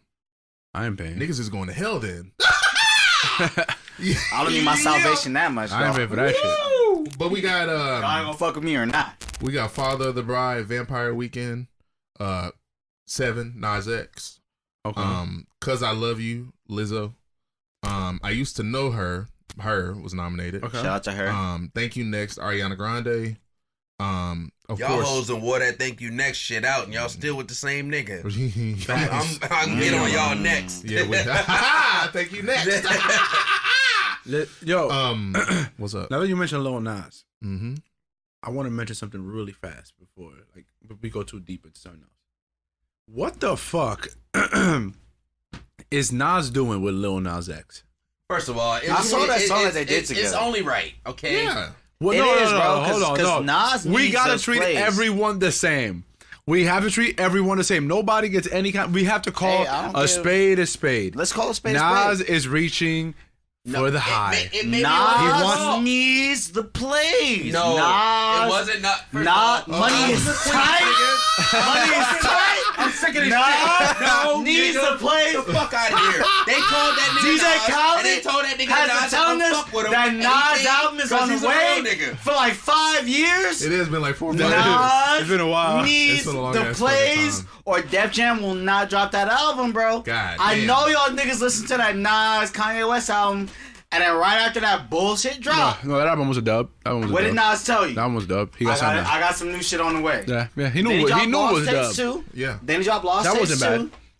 It wasn't terrible. That wasn't bad. But he said, I got some new shit on You the gotta be way. an old head to appreciate He's that. doing Yeah. that little Nas It was old X songs. shit because he needs motherfuckers to listen to this next album. I just want people to call a spade a So spade. what- Hey, I'm That's calling a all I spade a would spade. Y'all tell What niggas do you. you- talking shit about me a What do you- whole how do season. you feel about Nas in Nas X? I don't. Yo, Well, that 'cause nigga's trash, so- Hold on. I didn't It's watch. fucking quiet for you. I alright? didn't That watch nigga the is Grammys. not. Say Yeah. sorry.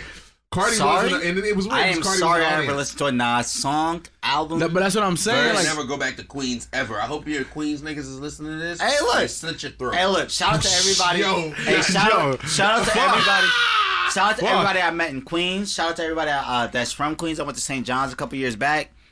Great, amazing school. he got kicked out. Nas is garbage. If you went to St. John's in Sheesh. Queens and That you is his disagree with sole me, opinion, ladies and you and want to put a gentlemen. bag on my head and make sure that a nigga don't make it to the end of 2020, do it. My bad. Because I all forgot that. this nigga was in a story. Hey, look, the whole all fucking that time. means If is y'all- on the right. south side ever. That Shut up. nigga. If y'all need Nas his address, is we can give it garbage. to y'all. If y'all need Nas his is address. ass. Alright, these Nas niggas. sucks. Speaking of Lil Nas Nas is X, garbage. Yeah, go can ahead we and move talk on. about this nigga, Pastor Troy? Hold on. that nigga was crazy. Hold on. Hold on. Before we get into that, we gotta talk about that. Yeah. But I don't know how I feel about that. Like, Right.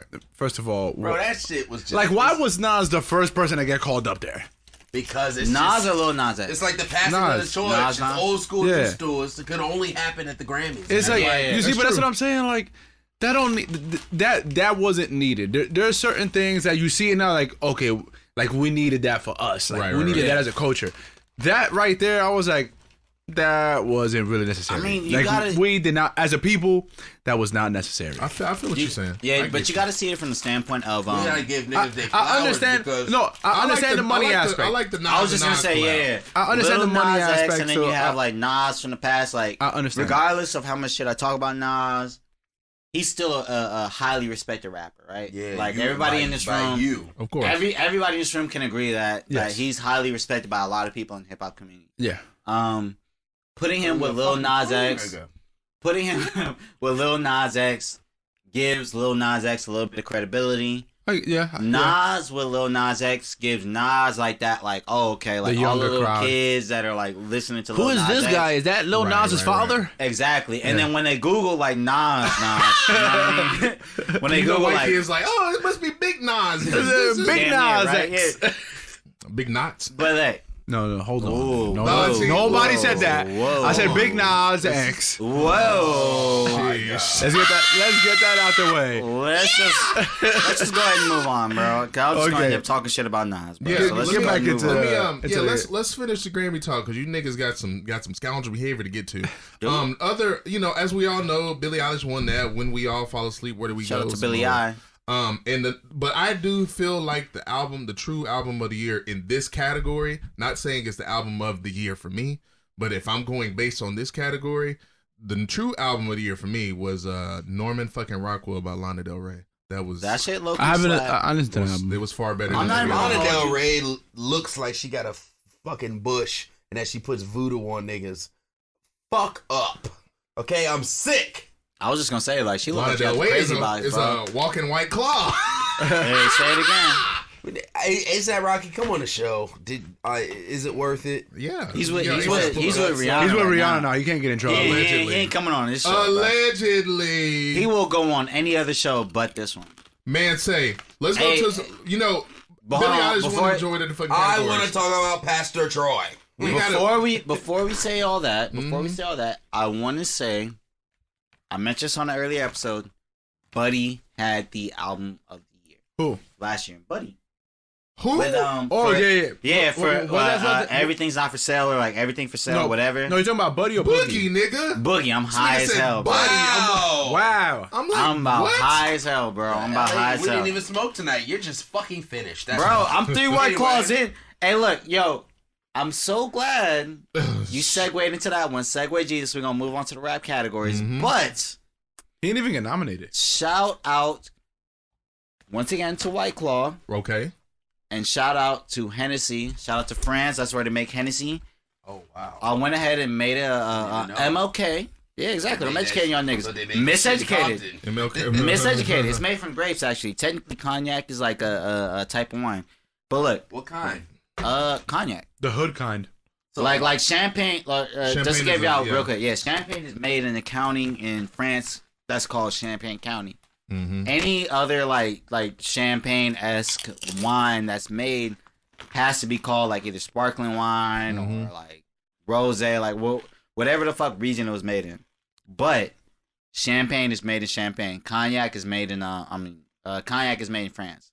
You know what I'm saying? Look at that bottle, bro. I promise you. Okay. Somewhere on there you will see it was made or distilled in France. But what would I went ahead and mixed a White Claw with the Henny. So you're drinking a mixed baby?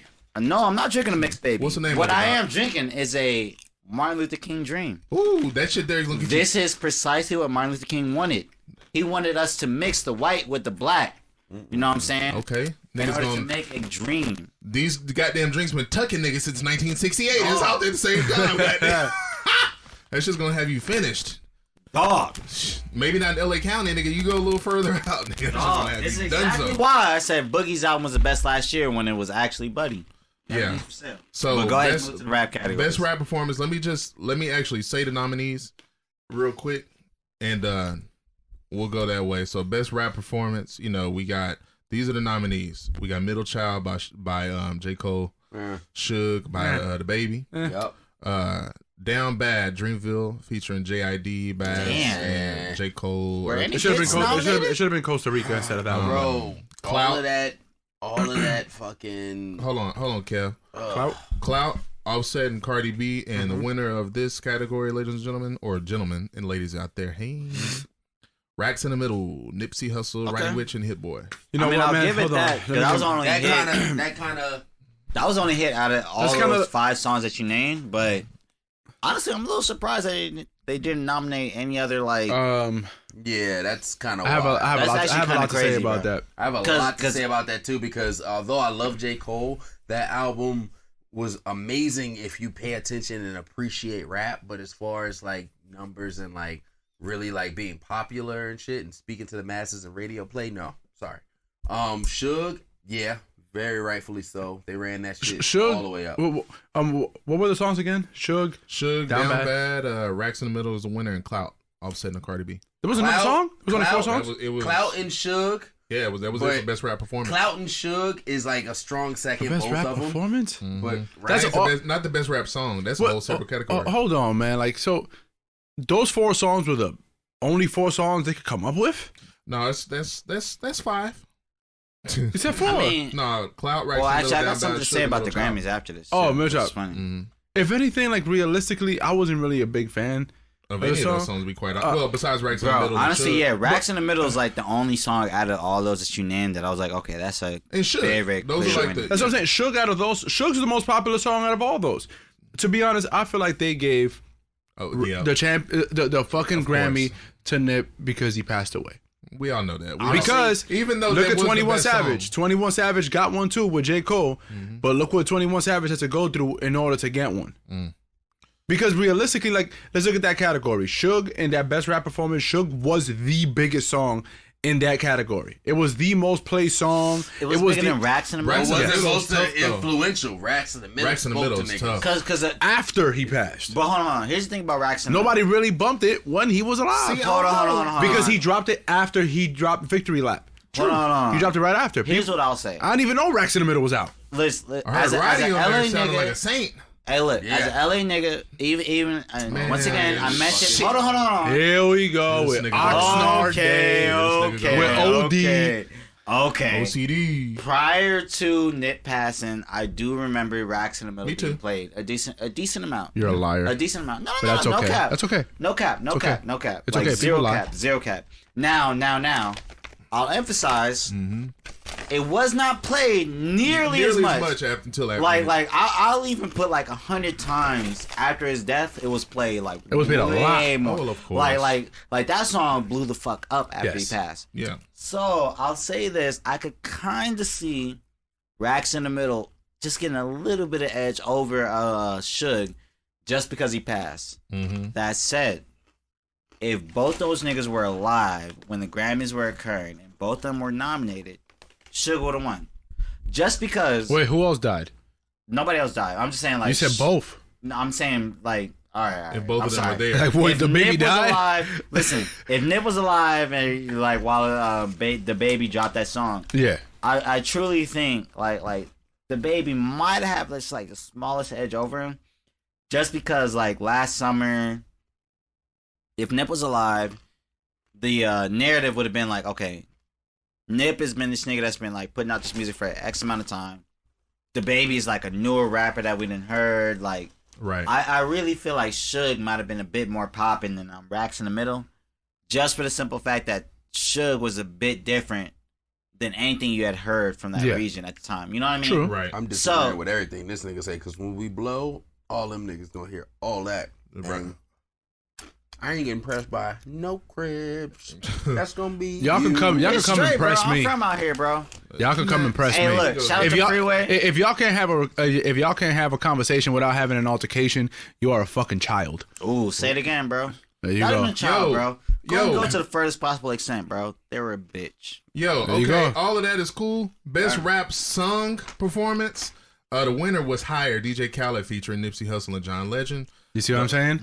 What was the nominees, bro? Yeah, the other nominees in there: Drip Too Hard, Gunna and Lil Baby, Panini, Lil Nas X, Ballin', Mustard and Roddy Whoa! In the London, Thug, J. Cole and Travis Scott. You see what I'm saying? That's kind of crazy. You see what I'm saying? Yeah. We might have to move to the next category, bro. You see, like they're giving this shit to him because he died. Like Ballin' there. That should have been. But I put the new 40s on the Jeep. I'm driving to the bloody bottoms of me.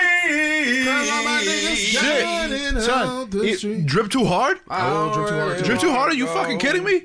That fucking look, Ballin', Roddy Ricch and Mustard is an anthem. I mean, Drip Too Hard is too. Don't shout out Gunna and Baby, but they played that bitch at midnight on New Year's Eve. That goddamn Ballin' is. They goddamn Ballin'. But you see what I'm saying though? Like I got you. Higher was not played a lot. For a little bit. It was played when it came out. Exactly. If we're being realistic, Higher was not really played. It wasn't that big of a song. The video made it what it was because that was the last time we got to see MC Hustle. Yeah. That was the last time we got to see him. Let's go to these. I'm just going to do these next two categories. We can get the fuck off because I know niggas got a few more things I want to talk about. I know these two niggas want to rant, Who won right? first? What category won first as the show was going on? Shit. Probably. I think rap performance. No, I think they gave it. I think the very first. Both of them niggas watched it. No, I watched some of it. Well, I watched most of it, but I think the very first category, that was given away, I think was like pop song or some shit like that. So wasn't rap these awards shows they try to give out the very first award Lizzo won for Truth Hurts. Whatever. Lizzo actually has a Grammy now. Yeah, that doesn't surprise me. The baby didn't win any. Nope, he was only nominated for one. Hey, I got a question for you, Kevin. Yeah. If you found out like the baby or even any rapper that you like truly fuck with, regardless of whether you fuck with the baby or not, right? Won a BT award or what is it? Really a BT award. Hip Hop Award. Yeah, like either or. Would you be as surprised, or even if they lost it, like would you be as like sort of invested in them winning or losing it? No, because we don't shed light on our own shit like that. Alright, but like not even talking about every black person outside of this room. If we say like, you know what I mean, like started taking the what's it called seriously, like BT awards, like any of those awards seriously, like do you think you might be a bit more invested in it? We got a long way to go. I'm just talking about you personally, bro. But we shouldn't have a long way to go, man. The BT Award's been around forever. It's been around for a long time. That's why I'm asking. Like, totally honest with you. Yeah, go ahead, bro. Please. And, Soul Train Awards. That's what I'm saying, bro. Like, He's just been around for a long time. I just want to know if y'all niggas, because like me, like I love watching or even seeing like who wins these like. We're a part of a culture that can't even. And I don't give a fuck. I'm ranting now. We're part of a culture that can't even stand and hold hands and like lift each other up. BET dogged Nicki Minaj. They went crazy. Yeah, you know what I'm saying? And like at the end of the day, you can't even take care of your own, right? You launched this dumbass BET app, and now you expect niggas to stream it and watch it and do all this dumb shit. First of all, fuck BET. Shit. Damn. Fuck all that dumbass shit. But it goes back to what we said. It goes back to what we said in the beginning. And what we said in the beginning, when a black entertainer dies, the first people to say it's some kind of conspiracy or some bullshit and not respect it is black people. That's true. Like it goes back to all that. Like we as a culture, we don't support ourselves. We don't give a fuck about each other. At least not when it like truly. At least when it matters. At least when it matters. That's literally why I'm asking. Like, yo, if and honestly, whenever the BT Awards come, bro, I know Corey. Like, if I mention it to Corey, like he will like actually be on niggas' heads and like whatever show that is. Yeah. Even if we don't watch it, bro, Corey will bring up the nominees, the winners, and we'll discuss it on the show. You know what I'm saying? So anybody listening to it will have to like pay attention. Yeah, so that you know. I'm actually, something just hit me. Yeah, go ahead. Why wasn't Post Malone nominated for anything? Or is all his shit was too late? You know what? I think I want to say he might have missed the cutoff. No, he didn't miss the cutoff. But you mentioned Sunflower. But Sunflower was out way before. Sunflower had been out. That's right. Sunflower came out like late 2018. But speaking of, fucking Hollywood's bleeding, I want to say that did miss the cutoff for this year. I knew there couldn't have been no way that he wasn't like a part of anything though, like because he had a huge year. Yeah, he did. He gonna clean up. Yeah, next year. Just like when Adele came out around that time, we were like, ooh, wait until next year and Adele go clean up. And she fucking did just that. But the last two categories, we move on. Best rap song, like the best rap song. Yeah. Mm-hmm. The nominees were Bad Idea, that's Chance the Rapper. YBN Cordae. Well, it's YBN Cordae featuring Chance the Rapper. No, shout out to YBN Cordae.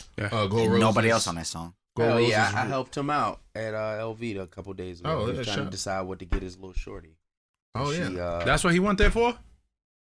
Hey, to buy his girl a bag? Don't talk shit about buying Christmas presents for his family. And it kind of like warmed my heart because even though he's like all the way up here and he has all this success, he was on the phone. I tell his business, but he was on the phone with his OG. And from what I heard, he was like, yo, she bought my mom something. Do I got to buy her mom something? And I was like, that's just classic, like, little shit kid You're looking for guidance. It doesn't matter how famous you are. Like, that's some shit I used to think, too. Like, damn, do I gotta get around something? You know what I'm saying? So, like, I heard that shit, and I was like, okay, yeah, he a real nigga. Like, that shit's fire. So, this is, you know, and y'all know that best rap song is the category is really for the songwriters. So, whoever wrote a song, whoever got a credit on that song wins this award. But after Bad Idea, Cordae and Chance the Rapper, Gold Roses, Rose and Drake. Oof. Oh, so Drake was nominated. I was like, how did Drake not pull up? We got Suge, the Baby. Actually, so you know, he's nominated for 2. Let me retract that. The Baby was nominated for 2. Okay. With Suge and Racks Shout in the out to Jonathan. Came into Louis V and ran it up with his nigga. Racks in the Middle was nominated again. But the winner of that category is a lot. 21 Savage and J. Cole. Oh wow. 21 Savage has a Grammy. Yep. So that was. And J. Cole got his first one? It was 4 nominees or 5? This was 5. Okay. So it was a lot. It was Bad a lot. Idea. Gold Roses. Gold Roses. Racks in the Middle and Suge. I bet if they would have submitted that chopped and screw Gold Roses, it would have been a landslide. Hey. Jeez, look, to me personally, my favorite song there was Gold Roses, but that has that category, Gold Roses. That has nothing to do with me. Yeah, absolutely. I mean, that has absolutely nothing to do with me. that category is. Here we go. That was a mid. The final category for niggas on the show for me to read, and if you want to know other winners, nigga, go to the Grammys website and find it. Best rap album. We got The Revenge of the Dreamers. That's Dreamville. Revenge of the Dreamers 3. Let me get that right. And shout out my partner KB. You know, from back home. KB, come on the show. You know, he got hella production credits on the Revenge of the Dreamers 3. So shout out to KB. I remember when that shit dropped. You said that. And that's true. Yeah, and I knew it was. It's okay, B, to come out here. Yeah, I've been trying to get him on, man. But you know, this nigga is also produces a lot for TD as well. So this nigga's busy. So shout out to him. Should bring him the better sound. Right. Shit. He's finna come. Yeah. Let knife cut a rug. So after that, we got Championships Meek Mill. We got I Am is Greater Than I Was, 21 Savage. That album was actually kind of fire. Yeah, that album wasn't bad. That was a good album. Well, that album was actually kind of fire. The Lost Meek Boy shit was kind of fire. Lost Boy, YB and Cordae. That wasn't bad. And I already know the high take is coming. The winner of this category, Igor, Tyler the Creator. Okay, that was the best album easily. Was that was all the albums on there? Rap album though. That was all the albums nominated? That's why I appreciate what Tyler the Creator said and his acceptance. Exactly. He said it was mainly He won best rap album, but I did see this on social media. He went up there and he said, sure did. I didn't even make a rap album. And you niggas but for some reason, whenever black people make music, you automatically put it as rap. Or urban. Urban. And then he said, when white people say urban, that's just like the politically correct way of saying nigga. That's true. Yeah. That's right. No, I've always felt that. So like he said it. He said it himself. That's why I appreciate when he won, because it means more when a winner says it. Yeah. If somebody loses and they say, you're like, you a hater. Yeah. Well, Khaled said it too. Whenever after he won for Hire, and you know him. Listen, everybody. This is the Nips family and Khaled and John Legend and all them. Nigga. He did say. Khaled used to run it. Khaled used to say nigga. He don't say nigga no more. Gotta run Grammy family. La la la la la la. That was his thing. He got John Legend, Kanye West. La la la. Oh. My bad, Corey. Go ahead and continue, bro. With the teeth. Go ahead and kill it, bro. What's up? When was the last time DJ Khaled said nigga? Probably. It was like at least probably I'm So Hood. 8-9 years ago, bro. And I got these goals up in my mouth. It might have been when Ace Hood stopped fucking with him. I'm so because Ace Hood still on We the Best. Ace Hood is still on We the Best? No. That's why no music is coming out. Ace Hood skated. And Votto is too. I don't know what Votto. Shout out to White Yo, Votto's probably in Harlem saying he's probably selling vintage rugby somewhere on 145th. Probably. I don't give you no Shout out wrong. Votto. Him and David, whatever David. Dave East? Yeah. They came out that with nigga that call him little a full government shit. Yeah, I couldn't think of this it. Nigga had that one time you called fucking niggas out by their full government names, nigga, and we fucking fried you for that. Who's that? You were calling out actors and niggas that we hardly even knew. Oh, don't say y'all. It was literally just this nigga. Because I said Adam Driver was in like a fucking... Oh, he knew exactly the nigga's name again. Martin Scorsese.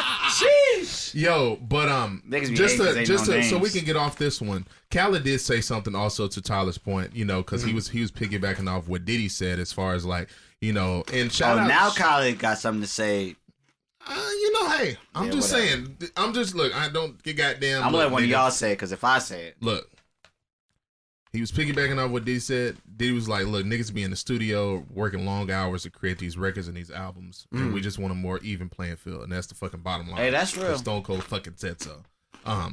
And that's just really it, and that's just how it goes, and that speaks to artists on many different levels, for aspiring writers and artists, to established ones, man. Like if we had more of an opportunity to truly goddamn get in our bag and get to a point where we have more of a say so, we have more control, and that's why I do, tip my hat to, our moguls that we have here who wanted to open doors, the ones who wanted to help, not all. Because not all them niggas want to help. As we all know, there's some gatekeepers in Hollywood. Or in KOBEWOOD. This is KOBEWOOd. Let me get it right. KOBEWOOd. Man.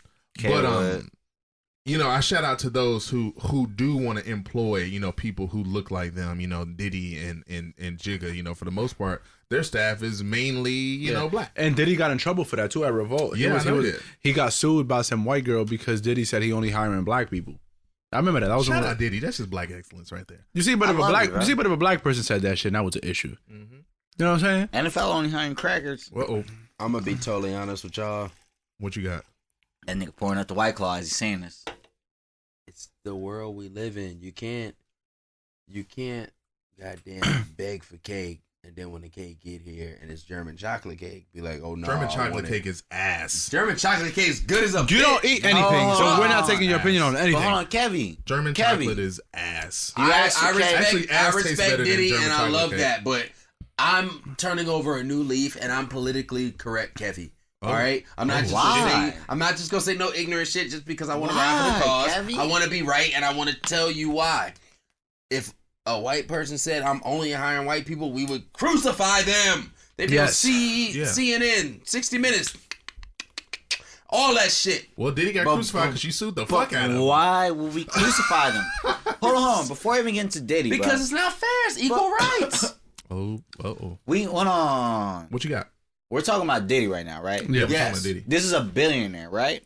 Somebody close to a billionaire, right? Mm-hmm. If a billionaire says they only want to hire a certain kind of people to run their business because that's the kind of people they trust, you're not going to question it. Hold on. If Phil Knight goes on whatever screen we got going on right now and says, yo, I am only hiring people that have worked with Nike before, we got to accept that, right?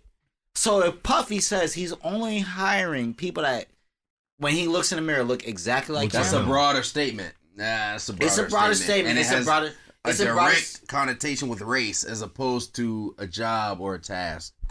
But bro, you're looking at it from the sense of I'm looking at it as a sense of we are generationally known for talking shit, but then when somebody else does it, we on the front lines. But then when somebody else does it, when one of our own does it, oh, it's okay. But we can't grow as a people.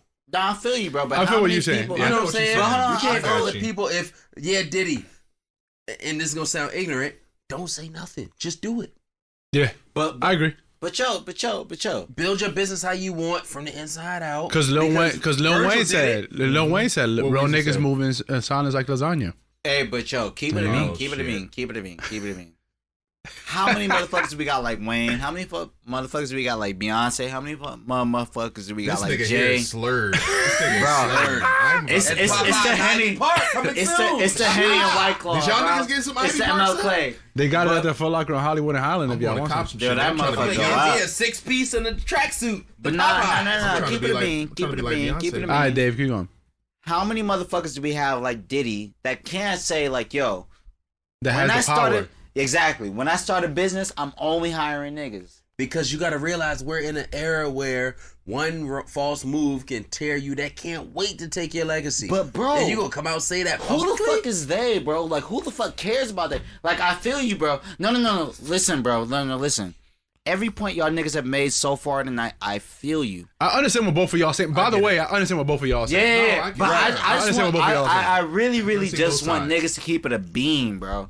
If Diddy walked in this room right now and said like, "Yo, got the bag for you niggas," bro, not even a whole bag. Well, you bro. three. Dixon's fired. He's out here. Get him out of here. Black circle. Diddy walk in this room right now. I got $100K for y'all to like blow the fuck up, bro. We will figure out exactly how to spend that $100K. Fucking right. To make this podcast blow the fuck up. You know what I'm saying? And who's to say a person of another race or ethnicity can't do that? But yo. No, also true. Let me finish. I get both. No, listen. I got you. No, I feel you. Let me finish my point. If you found out, right, that we got this podcast, it's exactly where it's at right now, right? Mm-hmm. Say you find out tonight. You go on Insta, you go on Twitter, you go on whatever social media, and you see that Puffy gave a podcast exactly like ours, at exactly the amount of plays that we are at the exact amount of like whatever we're at, gave them the exact opportunity, and they're all white people. You know what I'm saying?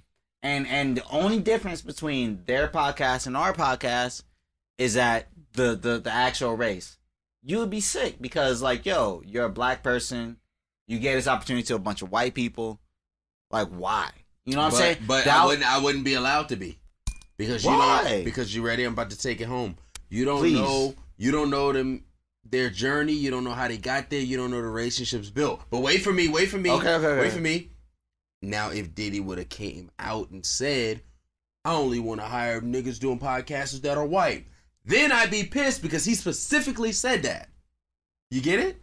I kind of get it. If he doesn't say that, you can't be mad. So if Diddy does not come out and say, oh, I want to just hire nothing but niggas that look like me, rah, rah, rah, that white woman could not have sued because that was just cause. It could have been affirmative action. It could have been how he felt. Yeah. But since she had proof that this is exactly what he wanted, I have proof. I'm winning the case. He gave him the ammo. All right. I feel it. So let me go ahead and to everybody. Yeah. Shout out to Kev, you know what I mean? Like, I really, really love that you're indulging me while I'm lit.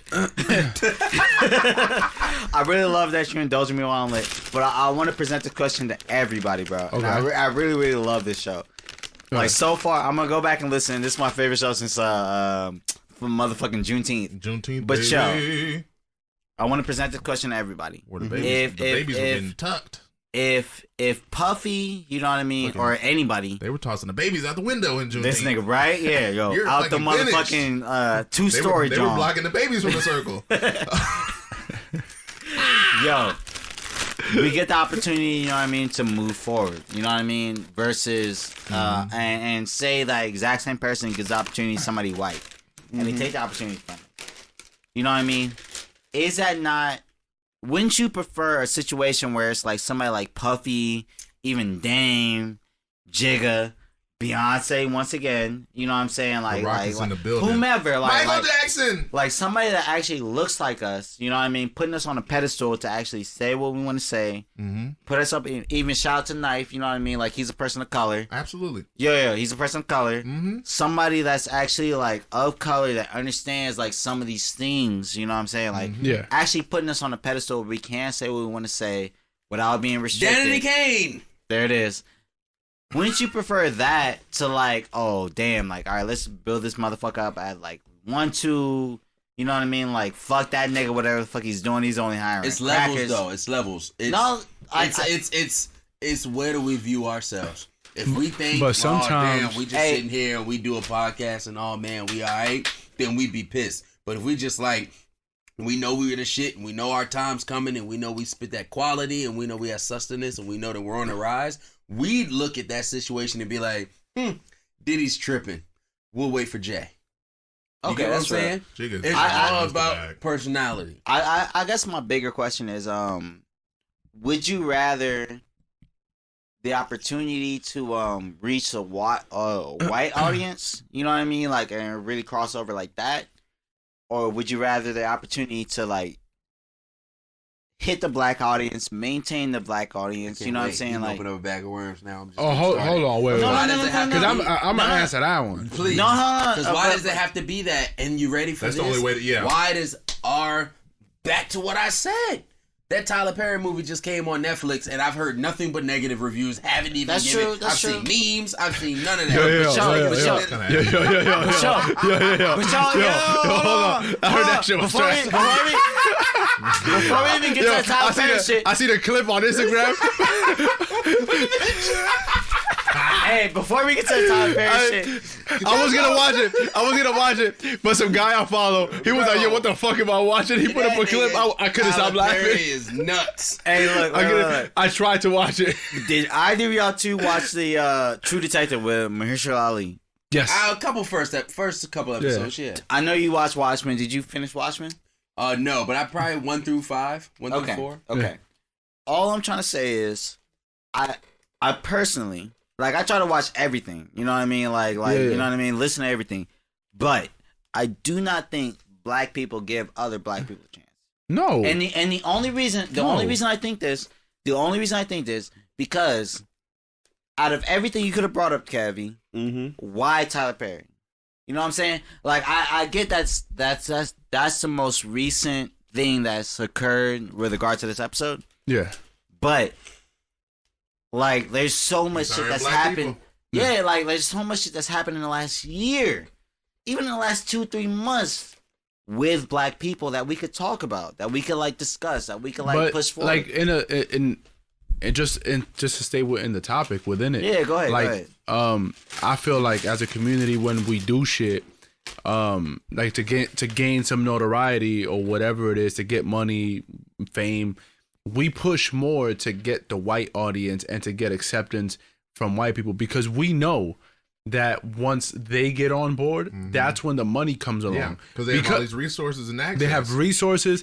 They can get your shit out there. That's real. And white people, the one thing that I do give them their props for is that they do support each other. And when they like something... Blindly, bro. Yeah, blindly. They support each other blindly. And when they like something, whether... It doesn't matter who makes it, what color of the person, whatever it is, when they like it, they like that shit, and they're gonna support it, and they're gonna make sure. That's why Friends is so hot. And they make sure that you succeed, as opposed to us. Like, we view everything as a competition. So, like, let's say, for example, like me, for example, is that a bad thing though? No, well, no, like, okay, go ahead. Like, for example, us right here, we do this podcast. Yes, the four of us, yeah.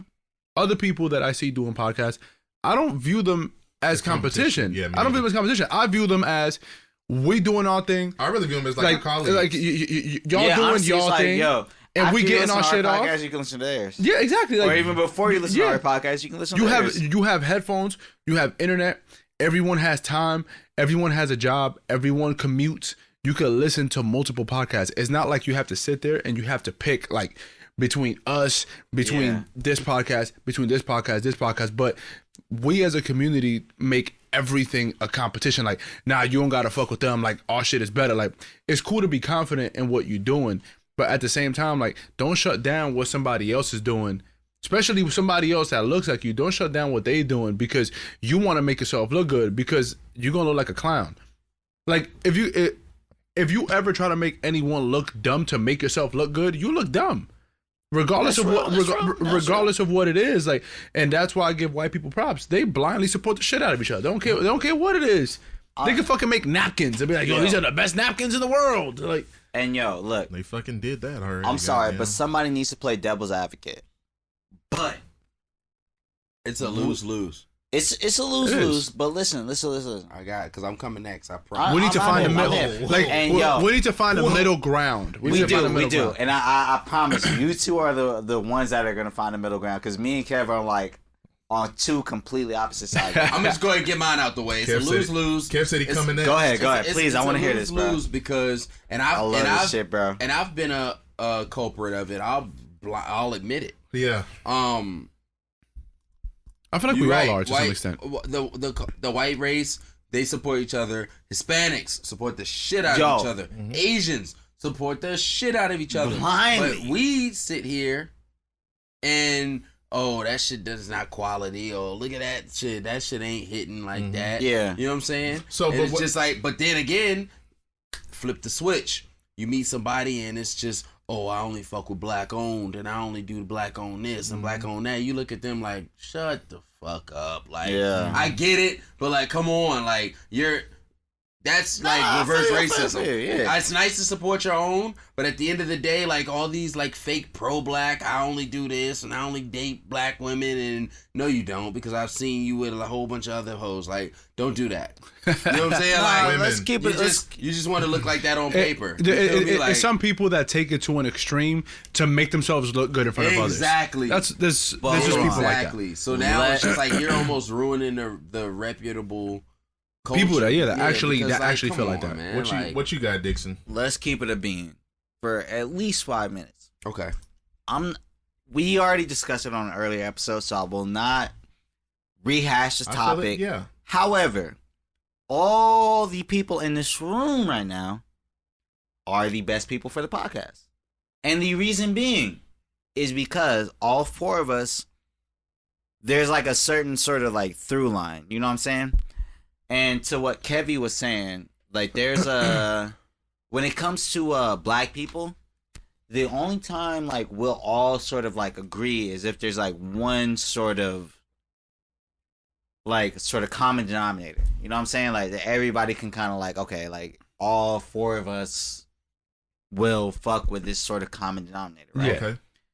So when it comes to black people collectively supporting something, they're not going to support it unless it's like the exact standard of everything they've seen before. You know what I'm saying? Okay, I follow. Yeah, so compare Michael. I've already mentioned Martin Luther King. All right, let me give you this example. No. Let me finish my point. And then, compare Martin Luther King to any other civil rights activist we had after that. You know what I mean? Like, don't include Martin Luther. I'm sorry, Malcolm X. Malcolm X. Okay. Do not include Malcolm X. But any other civil rights person that we didn't seen after Martin Luther King, it's hard to compare that person to Martin Luther King because, as far as we know, like Martin Luther King was like on that pedestal, right? They haven't been as polarizing. Exactly. You know what I mean? Like they haven't. And even if they were, the black community didn't hold them up to that high ass standard. Boy, you talking black shit, and this nigga over here taking a picture with Hennessy. Hey, black shit. Turn up, bro. That's some black ass shit. Because honestly, yeah. Even to that extent, bro. Like, why is this considered a different kind of black than say like somebody giving a speech? You know what I mean? Like, because it is. But no, it's not, bro. It's ratchet. all black, bro. Like, it's ratchet only because you're comparing it to whatever white people do when they're having fun. You know what I'm saying? Like, that's always literally every single person in this room is a different color. But we're all considered black because when you compare it to white, you know what I mean? It's darker. No, I'm not reaching, bro. You're darker than any crack. Oh, preaching, bro. All I'm trying to say is like, yo, look. This is one of those type of things that like when you're black, it's really, really hard to separate yourself from the situation. You know what I'm trying to say? Mm-hmm. So when you're actually in the motherfucker, like you feel like you gotta experience it. You know what I mean? Mm-hmm. So it's one of those things where it's like, if you can't do it, don't do it. You know what I mean? That's why. Me, personally. Man, what the fuck is this nigga talking about? Yeah, bro. Please move on. I don't know, but... What the fuck is that nigga talking about? And you, hold on. God damn it. Now, I've stayed quiet for a lot of part because I'm just listening. We've let this nigga talk for too long. Y'all have, bro. For far too long, goddamn. Move on, bro. I gotta piss. Yo, he spoke for so long, he ran out of words. Goddamn, he's like, goddamn, nigga, you know, this us God black damn, I saw Jimmy this episode. Say like Bobby Brown in here. Corey this episode, bro. God damn it. Jimmy. Just ain't me. Hold on. My man Jimmy got a... because... just to finish off that little conversation we was having there, like what he mentioned about like when this nigga drank all the White Claws, now he got to pee and eat that. Close, bro. I gotta piss in the motherfucking freeway. Hurry up! Like when we hold things to a certain standard. Yes, it's not our fault that we hold things to a certain standard because white people the standard. We are the standard, but and then like when we're talking about what we see and like products and things like that, white people have put everything. That have done it for, I guess, have done it to a grander scheme. Yeah, it's bigger. It reaches a higher mass. Like for example, you'll buy an iPhone. But if fucking Abdul on a corner over here, if he decides he want to make phones one day, you're not gonna fuck with it because you don't trust the quality of his phone, and you don't fuck with the quality of his phone. You don't care if he's black or not. So you're just gonna fuck. You're gonna be like, nah, I'm gonna just fuck with his iPhone because you're used to that quality. You're not gonna fuck with it, right? Yeah. That's what I wanted to say about that because no, that's true. That's true. Because that's the quality, like for what you're talking about. That's the standard that has been set. Right. That's the standard, honestly, and it's not our fault. That's all we've seen. But honestly, bro, when you have like a motherfucker like MLK, Malcolm X, Maya Angelou, you know what I'm saying? No. Let's keep it a bean. You got a motherfucker that's on a pedestal that's like so fucking high. It's hard to accept anything less than that. You know what I mean? So at that point, why not accept that? I'm a little pissed. Man, say this nigga Dave Dixon. Let me tell y'all something real quick. Hold on. Listeners, if it ever sounds weird and off in that last little fucking rant that this nigga was doing, it's because this nigga has been drinking White Claws for the past 2 hours and he keep having to go piss. He's got a little bitty kid bladder. So that's the bottom little bitty bitch. That's the fucking bottom. Yo, he is finished. Because Stone Cold fucking said so. He has finished. But it's and this is probably the first time, not the first time, but what we finna do right now is we gonna just kind of wait until this nigga come back from pottying. I mean from the bath. From pottying. From the fucking bathroom, restroom, and we gonna get into this next topic. But until then, we got the 3 real niggas on the goddamn podcast right now. Dave Dixon, let me tell y'all something. Whenever the Illuminati comes knocking, Dixon's out the door. So you don't even have to worry. This nigga's not here to defend himself either. We've already signed the contract. This nigga's donezo. He's blocked.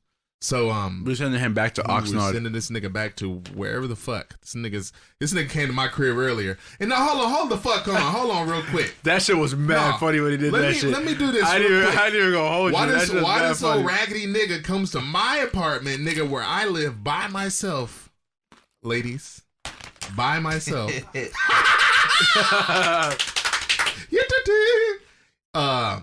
nigga comes to my fucking crib, goes into my refrigerator where I bought my own shit for me because I'm single and I live alone.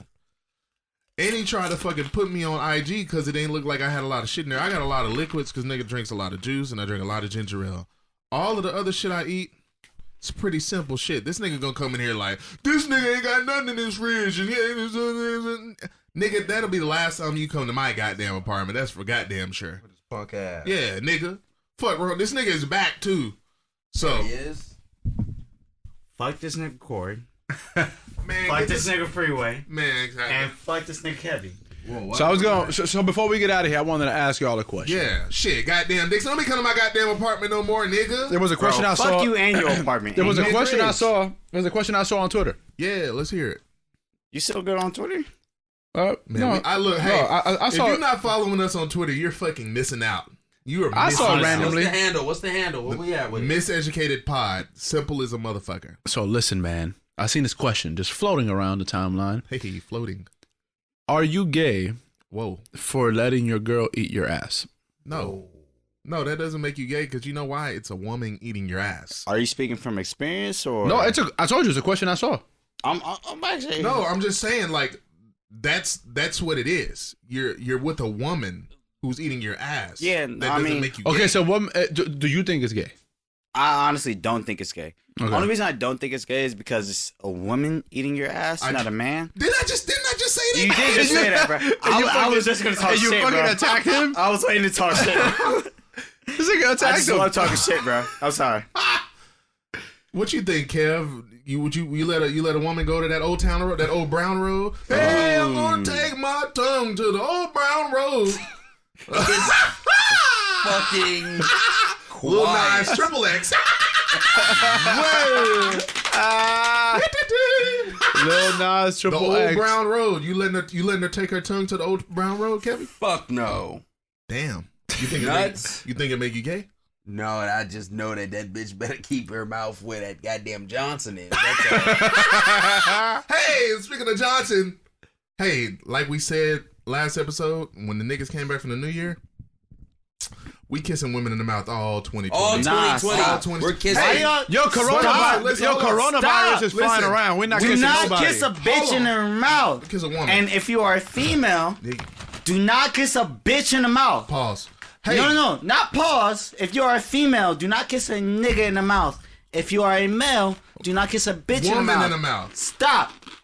Oh, whoa. Hey. Before we even move on, so you're fine with me calling males niggas, but not females bitches? Yes, nigga. Yes, nigga. Yes. Yeah, absolutely, nigga. Hey, but like nutty. I said, all 2020, we kissing women in the mouth only if they are indeed kissing on the black mamba. I got a date. And with that being said, fuck that. We all have answered. You ain't answered. You pose a question. You ain't answered. You ain't answered the goddamn question. What was the question? Does it? If you let a woman eat your ass, does that make you gay? No. It's a for sure no. Honestly no. No. To be honest, no. Y'all niggas is nuts. Oh, so you haven't had your ass well, if they eat eaten. your ass, then they get to the nuts easier. If it's a girl, if it's a girl doing it, I mean, I've never partook in this. I don't plan on partaking in this. Hey, listen, bro. If you have your ass eaten, bro, we're not gonna judge you. No. If I had my ass eaten, I'll come in here and say it, nigga. We need to get this content off. Yo, hold on. Before we get to what you just said, bro. Man, say, look. So you hey, hold on. Can I just have one question, bro. Wait, so you had so you had the rim played with? Hey, somebody dunked on your rim? It was really looking like a porno movie, bro. She lifted it up and went for the cup. Hold on. She got both your legs and hit you with a nigga. What the fuck you think this is, nigga? I'm not no goddamn wrap around, bro. I ain't no goddamn baby. Kev face got me dying, son. Kev don't even want to speak right I now. ain't no fucking baby, nigga. Grown ass. She was like, all right, we got you. Fuck no, nigga. Listen up, man. Fuck wrong with you niggas, man? I've never partook in this. Man, look. Hey, I don't plan on partaking in it, but it's not too late. But if it's a woman doing it, there's nothing wrong with it's that. A woman. It is a woman. If you're out there, listen. If guys, consent works both ways. Fucking so right. If you approve of this activity, period, and it's a young lady doing this to you, there's nothing wrong with that. I'm gonna keep it a being, bro. If you accidentally get your ass ate, I think you actually wanted it. Not as a male. Because it's very, very hard to get your ass ate as a male. It's hard to get it ate by mistake. Like how do you how do you eat an ass by mistake? Because you got a whole ball sack to move out the way before you get there. So like now as a man eating a woman out, you might accidentally eat ass by mistake. Yeah. Man, look, ain't no accidentally, nigga. If you're eating pussy and you're eating pussy from the back, you're eating the ass. Okay, right first of all, if you eating pussy from the back, you bound to get your brown nose. That's almost a guarantee. I mean, that's usually how eating ass and eating vagina goes. You have to go back there. Hey, it's gonna be. Hello, my baby. Hello, my darling. Hello, my ragtime girl. If you eating a pussy from the back, you bound to drizz out. You bound to drizz down to the brown. Bound to falling in bud. Bound to falling in bud. There wasn't that Roddy Ricch said she put the whole nose in the rim, Vince Carter. Whoa. Roddy said that. I hope Roddy didn't say that. Look, hey, Roddy is a fucking saint. I got some questions for Roddy who said that. Roddy can do no wrong right now. Oh, man. If Roddy said put the nose on the rim like Vince Carter, hey, women out there. She got that birthday cake like it's my 21st. Yeah, that's all of what that too. But if she putting the nose on the rim like VC, hey, as long as she gave you consent or you gave her consent. Ain't nothing gay with that. You niggas got to stop being so fragile and goddamn worried about what society Hold on, talk says. about fragile niggas now that you mention that. What you got? Before we leave, let's talk about Pastor Troy. I know Kev wanted to talk about Pastor Troy. We did mention it a couple times on the show. Yo, Kev, what you want to say about Pastor Troy? That nigga Pastor Troy. He said he's rated funny as a bitch. What Pastor Troy? Why was he so mad? What did that nigga say? I didn't even read that shit. No, I don't know. What the fuck Pastor Troy said the most ignorant shit I've ever heard in my that fucking shit was life. What that nigga said? He basically said I saw y'all put it in the chat and then niggas be like on whatever after. That was mad. First of all, he sneak dissed Lil Nas X by saying that him, Pastor Troy, right, will never win a Grammy because he's never gonna wear shit like Lil Nas X wears. Okay. Then proceeded to say that him and his fucking son went to Applebee's and saw two gay niggas eating mozzarella sticks together. And then he said they pushing shit on to niggas to be gay. Then From mozzarella sticks? From mozzarella sticks at Applebee's, bro. Then proceeded to say, did you get the right bozo today? Goddamn Lord, every other week. I don't think he gave a bozo today. It's not too late. Then proceeded to say his son said, fuck Applebee's. And he said when he heard that, he was so fucking proud that his son said, fuck Applebee's. Yo. Because we're lions. And we're not with take gay shit. Yo, listen up. What? First of all, let me say this. Hold on. The fact that Pastor Troy thought he was ever gonna win a Grammy is the funniest. In life. That's funny. That's comical in its That's honestly. Yo, shout out to Pastor Troy because he's not terrible, but damn, bro. He got some classics, but Pastor Troy. That means Pastor Troy every single year in like December was like, damn, this is the year. This is the year that whatever project I drop, whatever song I drop, whatever feature I had is gonna get a Grammy nomination. And that nigga was completely wrong. Hold on, does Pastor Troy still put out like music consistently? Is he like Charles Hamilton? Like you don't know he's putting music out, but he's putting music out. Hey, shout out to Charlie Hamilton. That nigga's not terrible. Hey, yo, Charles Hamilton got like 87 mixtapes. Didn't Charles Hamilton get his fucking ass whooped? He got punched by his girl. Baby mama, bro. Damn. That shit was nuts. He got punched in the face. He said, and then after he got punched in the face, he had the greatest rebound of all time. My man said, "Oh, you mad because I'm styling on you?" Plus the cow is on me, so act up. What? Yeah, he said his ass whooped. No, that was another one. That was another. You remember that one? Yeah, that shit was crazy. Y'all never seen that video? Hell no, I didn't watch it was a rap video, battle that was like in a basement, and some dude, was like, when you open with that, bro, you know I didn't see it. No, it's like one of the funniest videos ever. No. He's like rapping at him, and like he was being disrespectful, but then when he said, "Oh, he mad because I'm styling on him," dude punched him in the face and laid him out. And as I'm watching the video and I seen that, the first thing I said was like, "That's what got you." Man, like that's what made you punch him in the face. You should have been punched him in the face. Yeah, niggas. Yo, Pastor Troy, man. You know when I was in high school and shit, you know you had a lot of shit. Goddamn, a lot of songs that niggas you rock with. Wasn't he signed to Aftermath? I don't know where. No, I don't think so. Poor fellow. No, I don't think he was signed to Aftermath. Now Aftermath has had a lot. He damn sure wasn't gonna ever win a Grammy. Unless your name was Eminem, so that's the only person. Or 50 your Cent. name is Eminem or 50 Cent. Or the Game. But only three. Those were the only three. And honestly, no, but I'm just saying, like, having he got a Grammy, right? He might.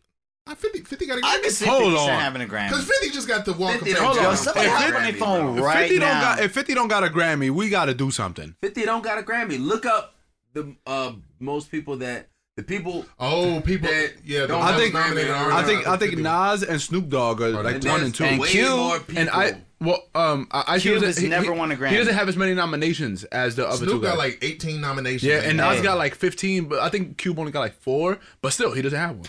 Like out of all the people in the world, why doesn't Cube have one?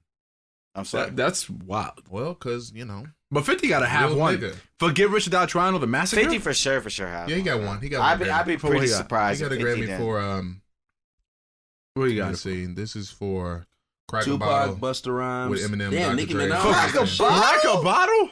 Crack a bottle? Yep. Crack a bottle. Let your body waddle. That's what. I don't even remember that song. That's from Queens. That's what he got a Grammy for? Yeah, this nigga ain't. This is the man that fucking dropped Get Rich or Die Trying in the club. 14 times Many man. Which death he dropped. He got Grammy for Many Man? No, hell no. If he did, real niggas He got would know one, that. and it's on a feature for Crack the Bottle. Crack the How bottle. long is that? That was Eminem. and Dr. Dre and 50. Oh my! Where you That was really from back in like It's mainly Eminem's award. That's disrespectful. Eminem's award. Yeah, featuring Dre and 50. That's 50 Cent disrespectful. just happened to get an extra Grammy behind Eminem, but Get his only Grammy. His only Grammy. And that's crazy because that's J. Cole. Speaking of artists who's That's featured, J. Cole. J. Cole got one as a feature. His drought is over. The drought is fucking over for J. Cole. The drought is over. I don't care for J. Cole. But he was a featured artist. Cool. So I don't. 50 only got one as a feature, nigga. Oh my God, fellas! That's disrespectful. What's up, Kev? This nigga. You got a call? No. Oh, about Somebody to say, we live on air. That motherfucker Aubrey just He dropped a song? he dropped a SoundCloud link for him and Fuge. Fucci baby. Fucci It's baby. like Kevin Boy's Well, gonna get him a I good guess crying that's after about all. time to end the show. Oh, a new song. It's on the fucking way. Weezy dropped albums tonight too. At midnight. Yeah. Yo, listen. Really? Yeah. Yeah, he did. Funeral.